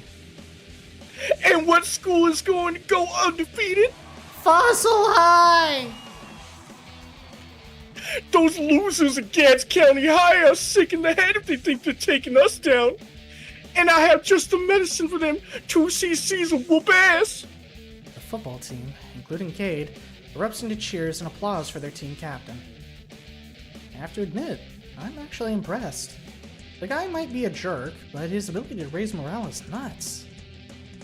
We're going to crush the competition this year because guy right here is our secret weapon. Carter throws an arm around Cade and flashes a toothy grin. We had a wimpy pair of bitch on the team last year. With an actual plate bag like the college teams have, God. we're going to squash every team in our way. Genetic superiority! What did you call me? But I don't have plates, Carter. I'm not a Stegosaurus. I'm a Stegor... Tomato banana! Look, all that matters is that those losers have no idea what's coming. After we kick their asses and send them running home with their tails between their legs, we're gonna celebrate the only way we know. Party at the Dimitro house! The football players break into hoots and hollers, clapping loudly and cheering. There's gonna be food, music, more food, cheerleaders from both teams. And Hope said she's going to raid her dad's liquor cabinet. We're gonna get pounded! Don't you mean hammered? You might get hammered, Trembly, but my ass gets pounded. Yeah? Knowing his girlfriend? Probably. Yeah. I'm very progressive, you see. Kate and I exchange confused glances, but silently acknowledge it's best to probably remain quiet since Carter seems so excited.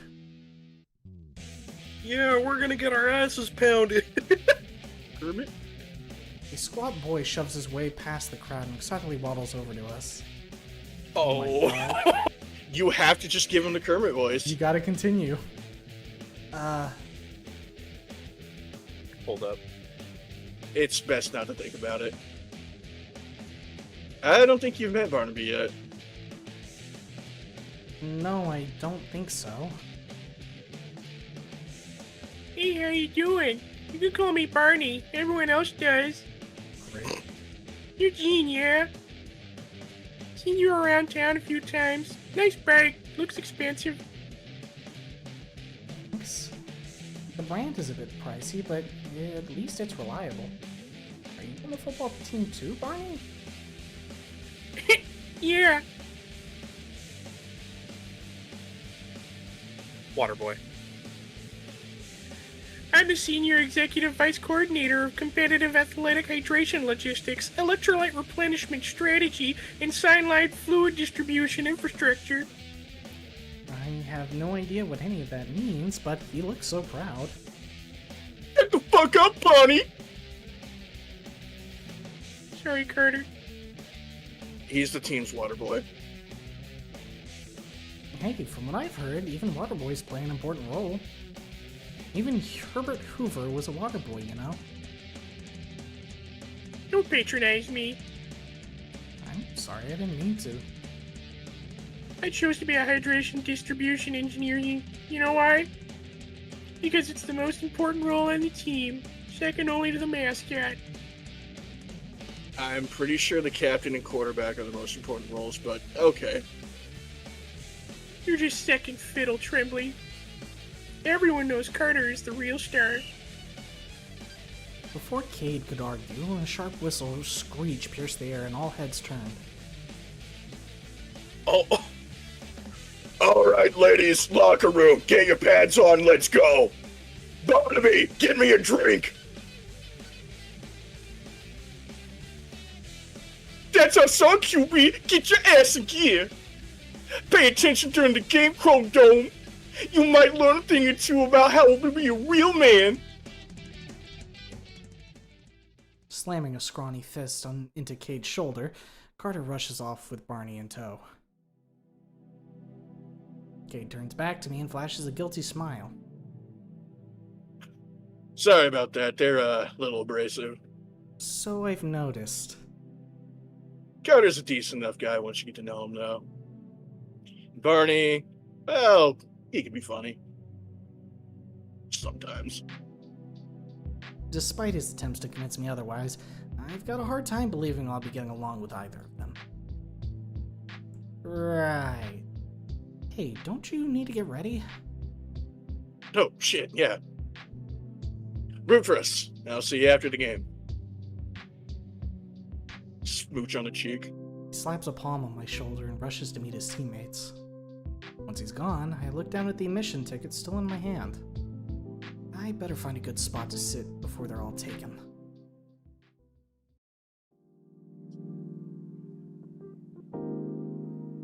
The sun is all but set now, and the stadium lights illuminate the entire field.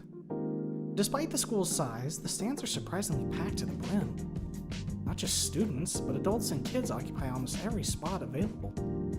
Fans with foam fingers, face paint, and blowhorns are going nuts. Students from the opposing school fill the bleachers on the other side of the field, sporting their own flags and colors. Cade wasn't kidding when he said sports bring a town like this together. The scene looks like something straight out of a TV fan cam. Thankfully, I managed to find a decent spot halfway up the stands. From here, I can see everything perfectly. I reach into my pocket and check the time. It's almost 7 now, so the game should be starting soon. Bored already? I nearly jump out of my hoodie as the Raptor girl sneaks up behind me. Easy, Baldylocks. It's just me. Didn't mean to give you a heart attack. Despite her apology, I think I'm getting used to having them. I'm pretty sure that's not a good thing, though. Scooch. Taylor waits for me to move, and once I do, drops into the space next to me. What are you doing here? She scoffs, rolling her eyes. Watching the game? Duh. I didn't take you for a football fan. I'm not. I made a promise to someone that I'd watch tonight. Then I saw you sitting here and thought, why not? How'd you know it was me with all these people around? She looks me up and down, shooting a playful glare. Oh, right. Only human in school.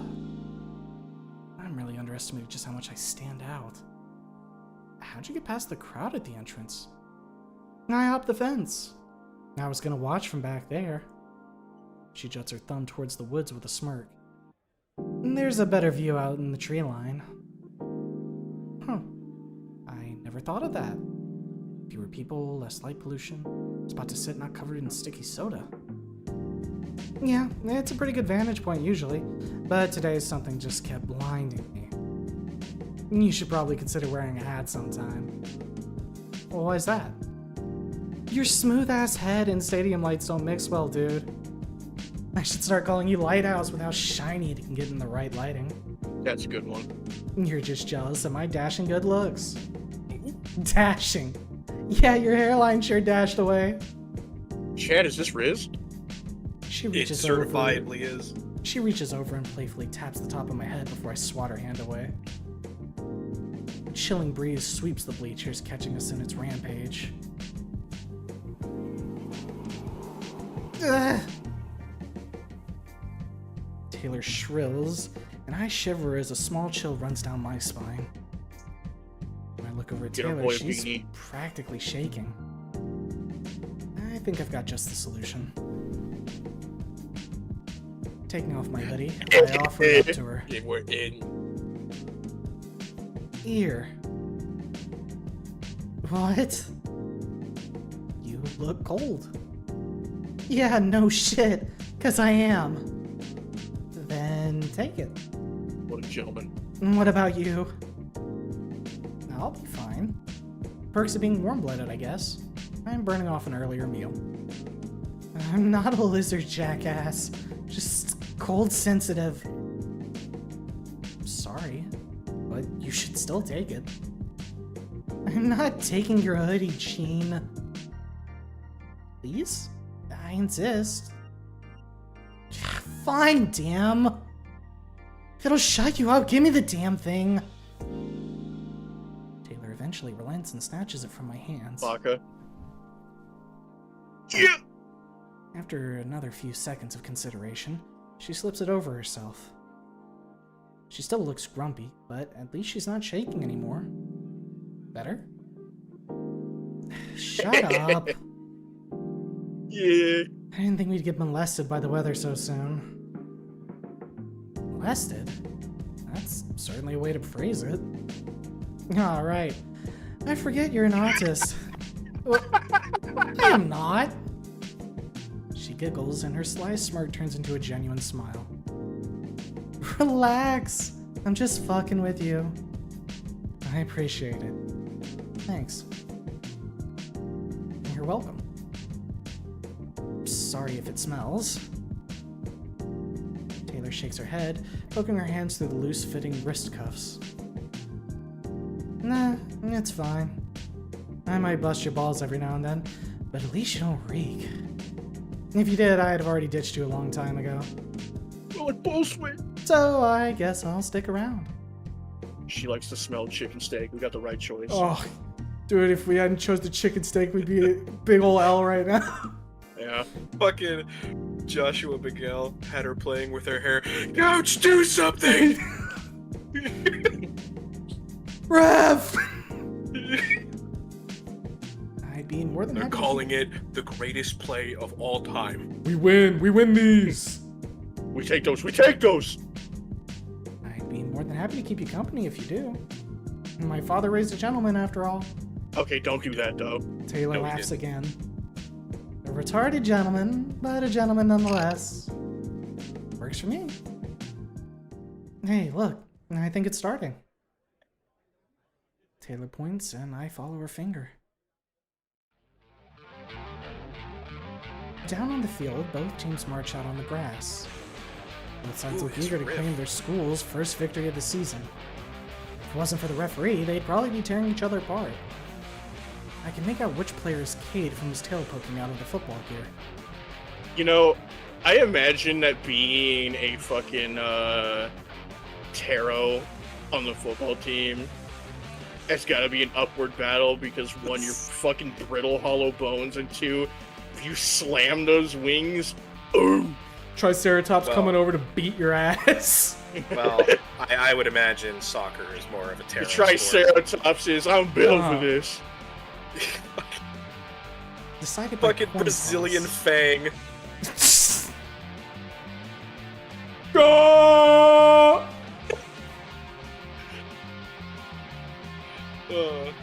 Decided by coin toss, our team will be receiving. The home team lines up down the field, and the kicker sends the ball flying into the air. The ball soars above for an impressive amount of time before being caught by the punt returner. Hey look, Taro! The crowd He had to bellows and tag team it. cheers as the player hustles down the field, only to be taken down near the 50. You know what this reminds me of? What's up? Blood Bowl. A little bit. Fuck. Can you imagine if we had to play a Blood Bowl minigame right now? That'd be crazy. That'd be awesome. I see Cade bring the team in for a huddle as the team sets up their first offensive play. Alright, team, this is our first game. I want to bury those sorry suckers beneath the goalpost. Jake, just take like we practiced. I need you to sprint along hard. Let's see how our training paid off. Jake nods, and so does the rest of the team. They prepared for this moment. 1, 2, 3! Raptors! As the team lines up, Cade pauses for the briefest moments to look towards our bleachers. I don't know. Give us a what or- wink and a kiss to Gene. I don't know Thinking of you. what or who he's looking for, but he snaps back to focusing on the game when someone tugs at his helmet. Whatever was just said to him has Cade moving differently now. Shit ain't nothing to me, man. Lining up, Cade barks orders to the linemen. His running backs reposition behind the quarterback. Sonny, easy! Blue 80! Down, set, hut, hut, hut, set, hut! In the third hut, the ball is received by Cade. Running backs and wide receivers storm the opponent's territory in a speeding blur. Linemen clash in the middle, protecting the quarterback. Each impact sounds like thunder as the Saurian players collide. The defensive line begins to buckle as quick movements slip by. Come on, Jake, hurry! The dashing wide receiver makes his way up the field, yards away from the end zone. It's now or never. With a practice motion, Cade winds his arm, sending the football arcing down the field. Breaths are held for what seems like minutes, mine included. One lone receiver outnumbered stands his ground in the end zone, springing up to catch the ball. The opposing defender does his best to snatch the incoming football, running headfirst over the wide receiver to knock him down. The receiver springs up to catch the ball right as they collide and... Touchdown! Who's that? I like them. I want him. It's because they're fluffy, isn't it? Yes. Our stand roars in deafening excitement while the other side of the stadium bemoans the early lead. The joy of the other attendees is contagious, and I join in on celebrating. He told me he was good, but wow. The team smothers both the quarterback and receiver, jumping with joy. One of the players, I'm guessing Carter by his attitude, is gesturing rudely towards the other team and thrusting his hips.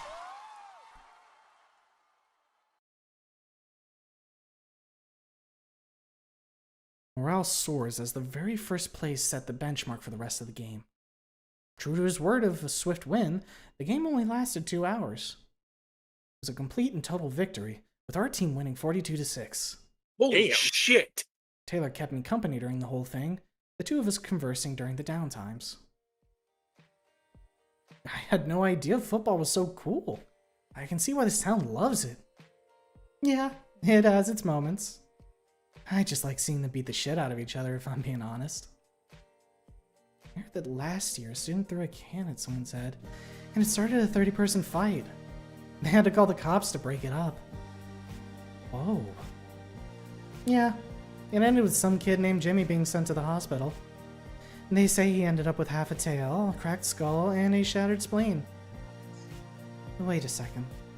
How do you shatter your spleen? That doesn't seem physically possible. I know, that's what the EMTs said too.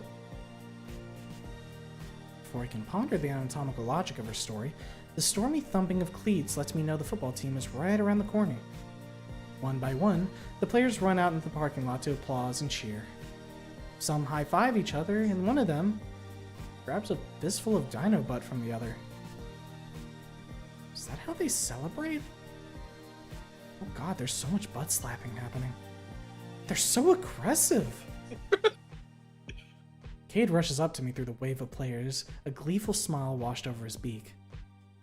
Oh, My? God, that was not a game or what? It was amazing. Look professional, Cade. There's no way you don't get scouted with talent like that. He twists his heel bashfully. Well, it's nothing really. Oh my god, just fuck already. True. Taylor, you made it. Didn't see you before the game. I almost thought you weren't coming. And I climbed a tree and hopped the fence to get in. It beats having to deal with Gary Ostenberg at the gate. Wait, I didn't know you two knew each other. Oh yeah, man. We met each other last year. The love triangle begins now. You just don't get to hang out a lot because of class schedules.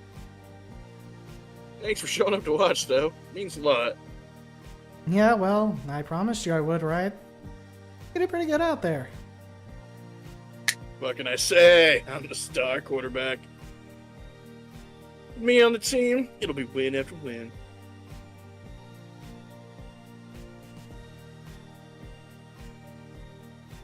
Cade pauses from his well-deserved boasting, looks between me and Taylor. Ooh. What's that about? Huh? Is that your hoodie, Jean?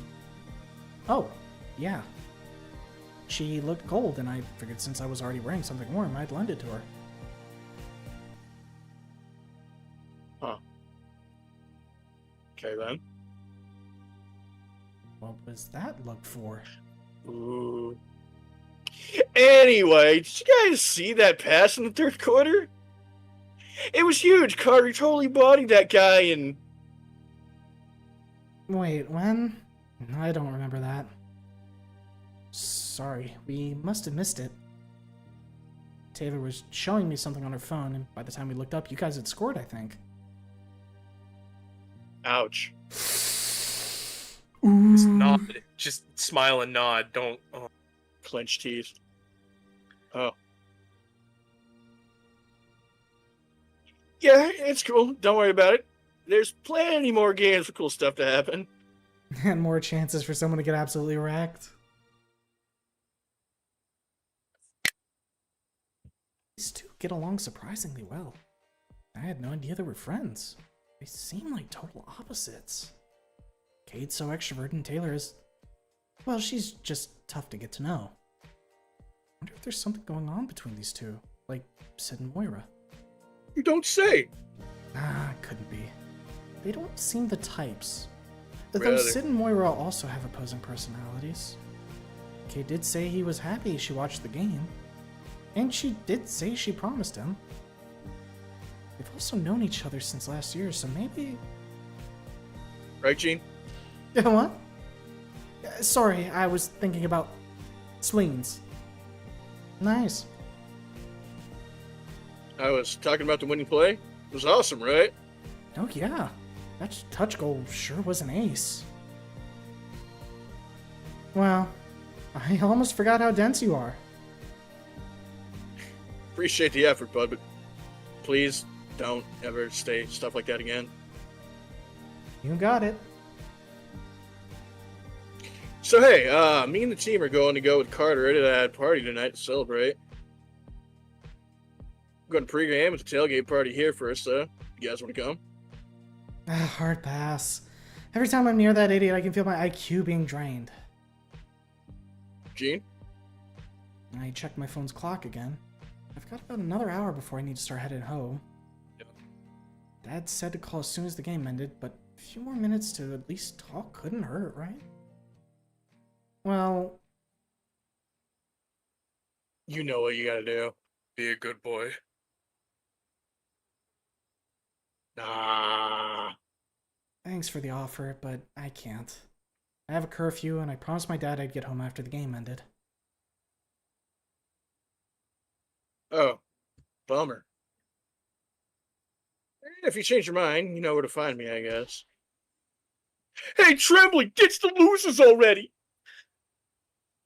I'll see you guys later. You lost run points. Is it just me, or did he seem kind of upset? You don't say. They'll be fine. Besides, you're already dumb enough as it is. You don't need to rot your brain more being around the team captain of mental retardation. Really shouldn't say stuff like that. Like what? The R word? Oh, please. I didn't call Carter a retard. I just said he's captain of retardation. And there's a difference? Not when you do it like that, there isn't. Shut it, goody two-shoes. Is he really that bad? Him, the bitch he's dating, an whole group of jackasses. I've got my reasons to hate their guts. Plenty of others do too. You want to talk about it? Don't try to play psychiatrist with me, Gene. I don't have the time or patience for that shit. The only tolerable one is Cade, and let's leave it at that. Ain't made and understood. Good. Now let's get out of here. This whole parking lot is starting to smell like swamp ass and cheap beer. Taylor and I make the walk through the parking lot back to the front of the school. So, did you walk here? Don't have your skateboard with you. First off, it's a longboard. Second, I stashed it in a secret spot in the woods so nobody would fuck with it. I learned my lesson not to leave things unattended for too long after someone stole a teacher's car a couple years ago. A whole car? Yep. These idiots will try to steal anything that's not bolted down most of the time. Huh. What? Nothing. Spit it out. It's nothing. I'm just lucky, I guess. What do you mean? Nobody's messed with my bike so far. Dude, where's your bike?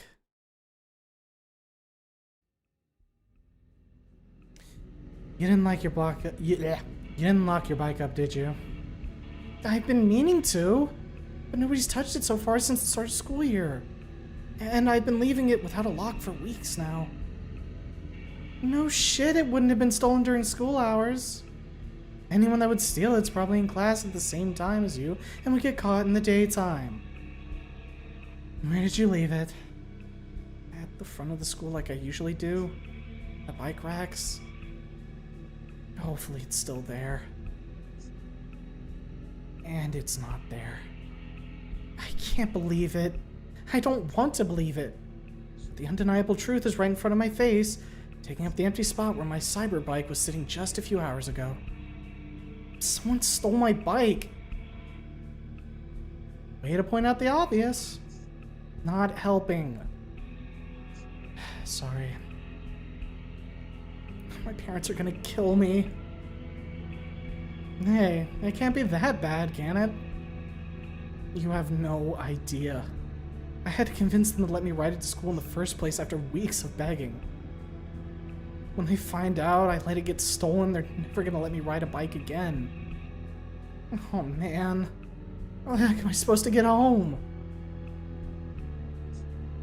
Taylor lays a reassuring hand on my shoulder and puts on a weak smile. If you want, I can probably try calling someone I know to give you a ride. It would take him a while to get here, though. I appreciate it, but I'll just have to call my dad and accept my fate. If I show up late in a complete stranger's car without my bike, it'll probably end up looking worse than it already does. It's the last thing I want to do, but I reach into my pocket to dig out my phone. Oopa. There's only 3 numbers listed in the contact book. Dad's, Mom's, and 911 for emergencies. Wait, don't I'm probably thinking way too much into it, but don't some electric bikes like that have a GPS on them? Some of them. If they have app connection. It just depends on the one. Right. I hesitate briefly to hit the call button on my dad's number, but there's nothing else that can be done right now. I take a breath and hit the green phone icon. Hey, son. Aren't you on your way home from the school? About that. After 15 minutes of waiting, a car pulls into the parking lot. It drives past some of the students who parked up front for the game and slows to a stop in front of me. Even though it's nighttime, I can see my dad behind the steering wheel.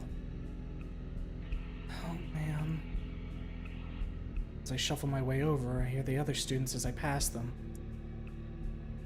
Holy shit, would you look at that?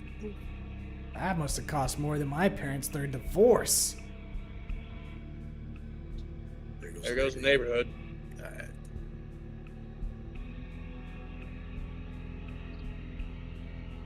Of course it belongs. I fucking knew it! Start talking and it was over! Fuck!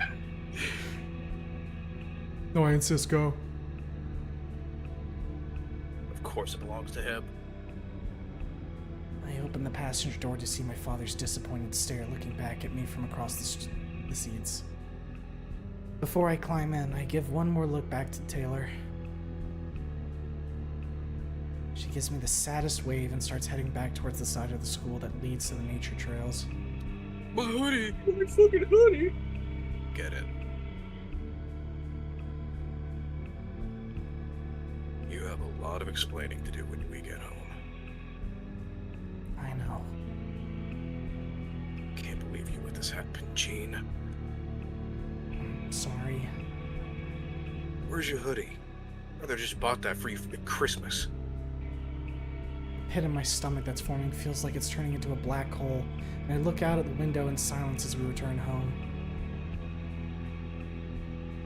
The ride home is spent in silence. I hate this. Even though we only live 15 minutes from the school, it feels like it's taking forever. Eventually we pull into the driveway and Dad cuts the engine. The silence is finally broken when he lets out a frustrated sigh and speaks without looking at me. Get in the house and go to the living room. Your mom wants a word.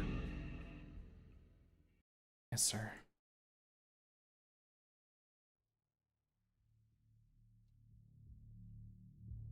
Feels like an eternity has passed, but the clock on the wall says only 5 minutes have gone by since I sat down. I feel like I'm on trial for a heinous crime like murder instead of actually being the victim in this situation. Finally, my mom speaks. Well, this is certainly a mess, isn't it? That's putting it lightly. Mom, I can explain. Oh, by all means, please explain yourself. I forgot to take a lock with me, and when I parked it in the bike rack, I thought it would be fine because I've been doing it every day. I didn't think anyone was going to steal it. Didn't think. Gene, you practically invited someone to take it. What did you think would happen with half the town in one place and another half in someplace else, all gathered in one spot? You basically left a handwritten note saying, "Please steal me," taped to the seat. Dean, when we got you that bike, we trusted you to take care of it. Do you have any idea how much that bike cost? I'm sorry. Sorry isn't going to replace $5,000 electric bike. How was I supposed to know it would get stolen? You two kept talking about how much safer this town is than the city before we moved here. I was trusting your word. Don't try and blame this on us, young man. Our words don't excuse your lack of common sense, Gene. If we buy you a bike, you get a lock for it. You have your own bank card for a reason. If you knew you needed a lock on the first day, why didn't you just buy one instead of risking it for weeks? Mom brings her hand to her face, massaging the bridge of her nose. Dad starts pacing back and forth. Guilt building up in my stomach is starting to weigh me down to the point that I'm afraid I'll break the couch and fall through the floor. I sink deeper into guilt and couch cushion alike. My face feels hot, my throat is tight. I might throw up. We moved here for you, Gene. Not only because we thought it was safe, but because we thought it would give you the chance to attend a school without getting into trouble. Looks like we were wrong. I sit up immediately. What do you mean by that? What are you saying? I'm saying that if this kind of behavior keeps up, I don't think attending a public school is the right choice. It's probably best if you finish online instead. That's not fair! Dad, please, tell her! Life isn't fair, Gene, and I have to agree with your mother. I didn't think we'd have to hold your hand your senior year, but if you can't be trusted to stay out of trouble, then maybe going back to online classes is the solution. I can't believe what I'm hearing. I mess up one time, and now suddenly every little bit of freedom I have is in jeopardy. All because of some bike. That stupid, stupid bike. That stupid ass bike! The sound of me slapping my hand over my mouth can't cover up what I just said. And her thoughts became my outer thoughts at the worst possible time. Both Mom and Dad turn to look at me. Before they can even say, "Go to your room," I'm already headed for the stairs. As soon as I shut my door, the knot in my stomach gets so tight it physically hurts. How could I have been so stupid? It was a $5,000 bike. Of course somebody would steal it if it wasn't locked up. I was hoping that this town was as advertised, as peaceful and serene as all the nature that surrounds it. But just like in the city, you can't just trust random strangers and hope they don't mug you. I sit on the edge of my bed and a new feeling swells up inside of me. The knot in my stomach turns hot and I can't help but clench my jaw. My palms are hurting from the fists I'm making, and my pillow looks pretty punchable right about now. But just as soon as I'm ready to release my frustration out on the poor thing, the feeling is quickly replaced by just pure exhaustion. I don't have the energy to deal with this right now. And with that, I gotta get going. Take it easy, Sarge. Later, Sarge. Bye-bye, fellas. Thank you for having me. I do think that, this is the end, so Yeah. instead of assaulting it, I collapse into my pillow's cool embrace and let the fatigue take me to sleep. Yeah, there it is. Quite literally. Hold up a sec. I'm gonna grab my snipping tool.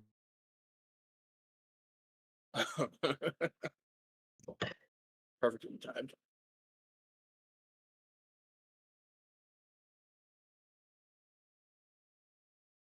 But this has been really good. I'm really digging this so far. Yeah.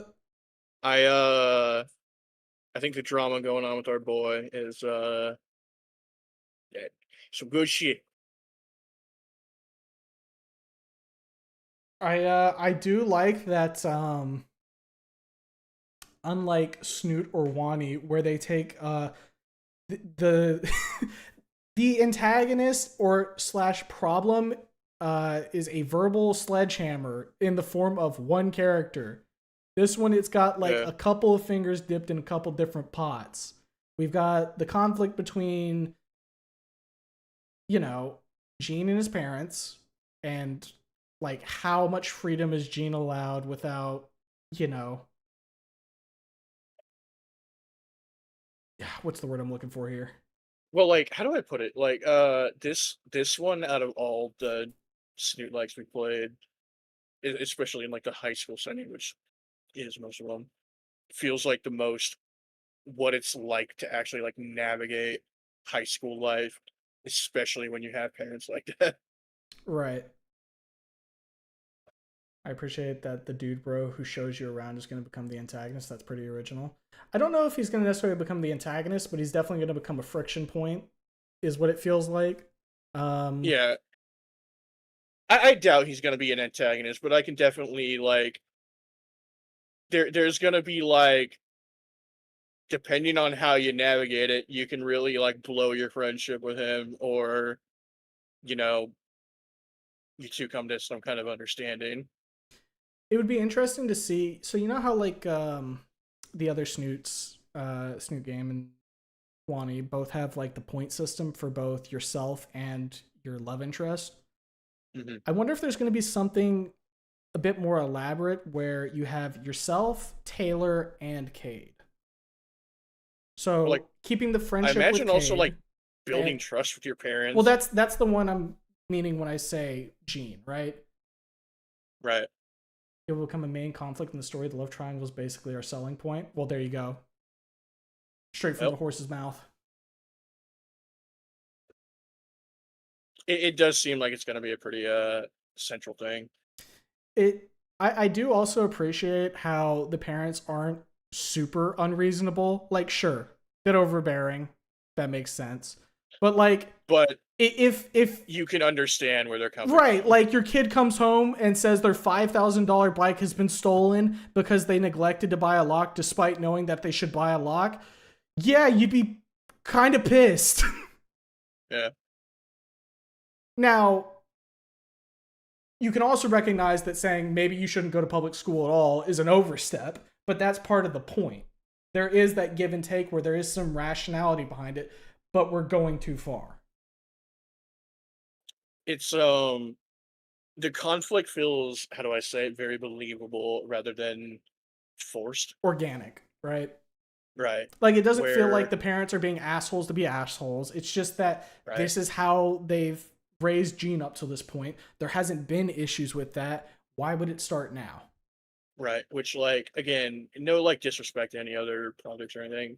Or I guess like the best like comparison, right, is like you have like Wani where um I'll just like so there's obviously like the main conflict with just like the interpersonality stuff of like what's going on with like Olivia and everything. And that's fun, right? But then you have like the Mia conflict that feels like so Mega forced, bitch you know? has walked in. Watch out. Alert, alert. Right. I mean, we had our mega bitch walks in moment as well, but it didn't feel like, oh, this is about to become the focus of our conflict. It was like, oh, okay, another variable has entered the equation. Well, I mean, and then there's also like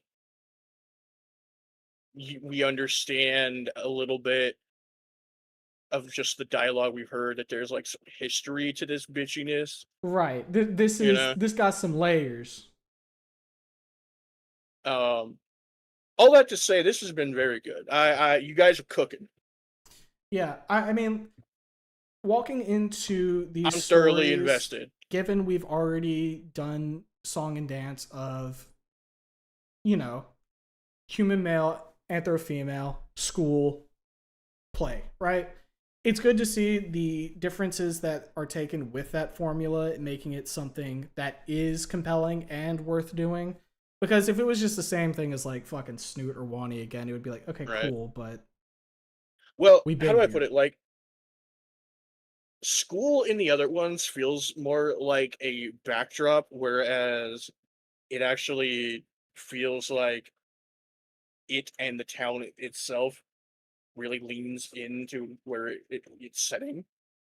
Right, because it's supposed to be juxtaposing from how Gene's previous life was with a city that's just, gray and faceless, right? It's highlighting how Fossil has that personality. It has more going for it. It's why we went to the diner specifically and showed off that it's a town hotspot. It's why we have a whole thing with the football. It's not just written off as, because very easily, and I was gonna potentially mention it earlier. I don't think I can scroll back to it right now, but here, let me see if I can load from here. Oh no, don't overwrite. Load, please. Yes. Very easily we could have just done like a one-word thing to get through the football section. But no, we have a whole thing that's supposed to immerse us in like getting involved with like cheering for our like hometown team and everything. And like the art reflects it too. Like we don't just have one image around here. We have a whole slew, kind of like drum it up because it's supposed to be a big thing. And it helps you get involved in like what's being shown. Yeah, like you believe everybody's excitement, you know? Right.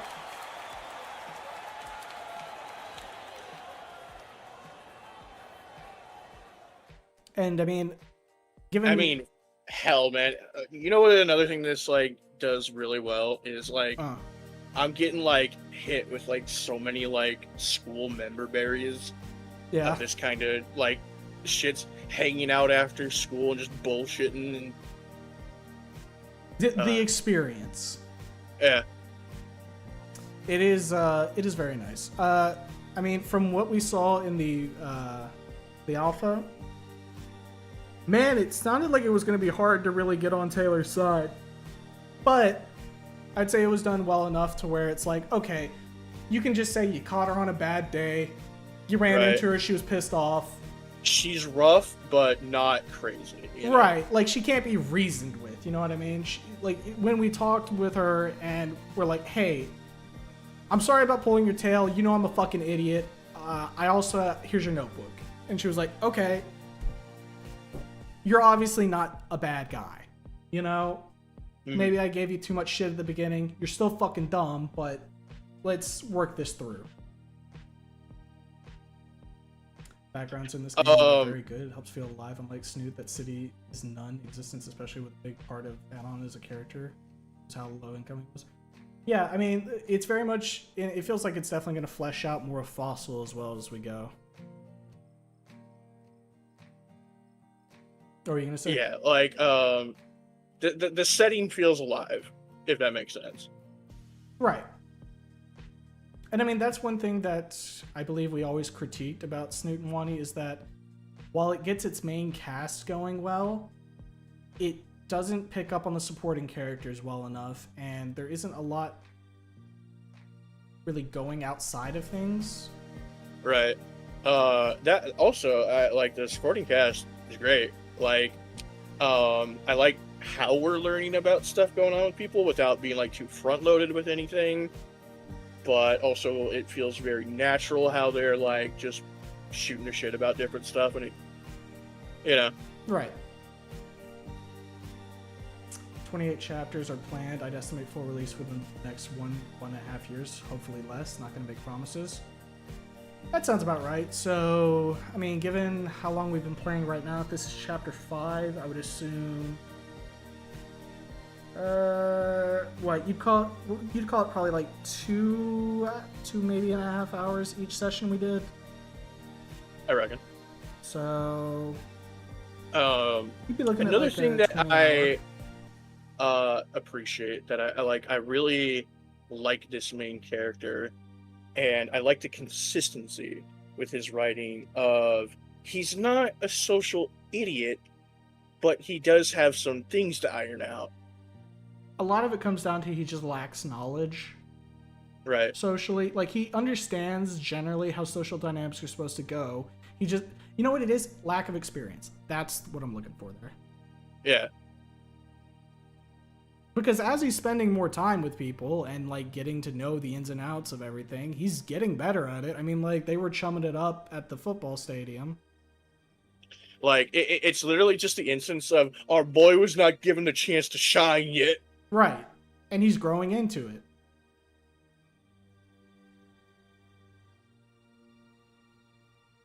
But yeah, I really like the friend group. Are you guys planning on checking out Ashfall? I have not heard of it. No, because the demo is very short, and I don't think get a lot of mileage out of it. Wait a little longer till we give it a squeeze. Honestly, I mean, I don't know how Humo's gonna feel about it. That's probably one where it's like, when it is fully out. Yeah, makes sense. But, I mean, hey, I think as we've shown so far, we only have positive things to say. Like, I don't think I really even have many like minor nitpicks. You know what I mean? Nothing comes to mind. Right. I think I would have to like really like go out of my way to dissect it. Right. Yeah. The first impressions. This is really good. This is very enjoyable. And you can tell a lot of work and production went into this. A lot of thought, you know. 100%. But yeah, keep it up, guys. sure. Very excited for what's to come. I think with that, we'll go ahead and call it stream. We've been going for about 4 hour 20, and I mean we got to the end. And obviously, go check out the demo yourself. There's things that we chose that we didn't choose that you can choose. You can go to the party and see how Dad fucking lashes you verbally for that. You can look in Taylor's diary or notebook. You can find out what he says about the burger. Yeah, with the Berber do. With the Berber do. So glad to hear you enjoyed it. Thank you so much for playing and streaming the game. Yeah, no problem. Thanks for I guess thanks for making it and reaching out particularly. Yeah. Keep cooking, guys. Big thumbs up from us. Yep. But in terms of next stream, it'll either be next Wednesday and then you'll have a fucking huge dry spell, or maybe I'll do something over the weekend with Welcome to the Game 3 just to, pad out the fact that I'm going to be gone for a week. Also, I do believe our good buddies Kevin Weiss are working on this project too. There you go. A little bit more knowledge for you. But yeah. Until next stream, hopefully you guys take care. See you then.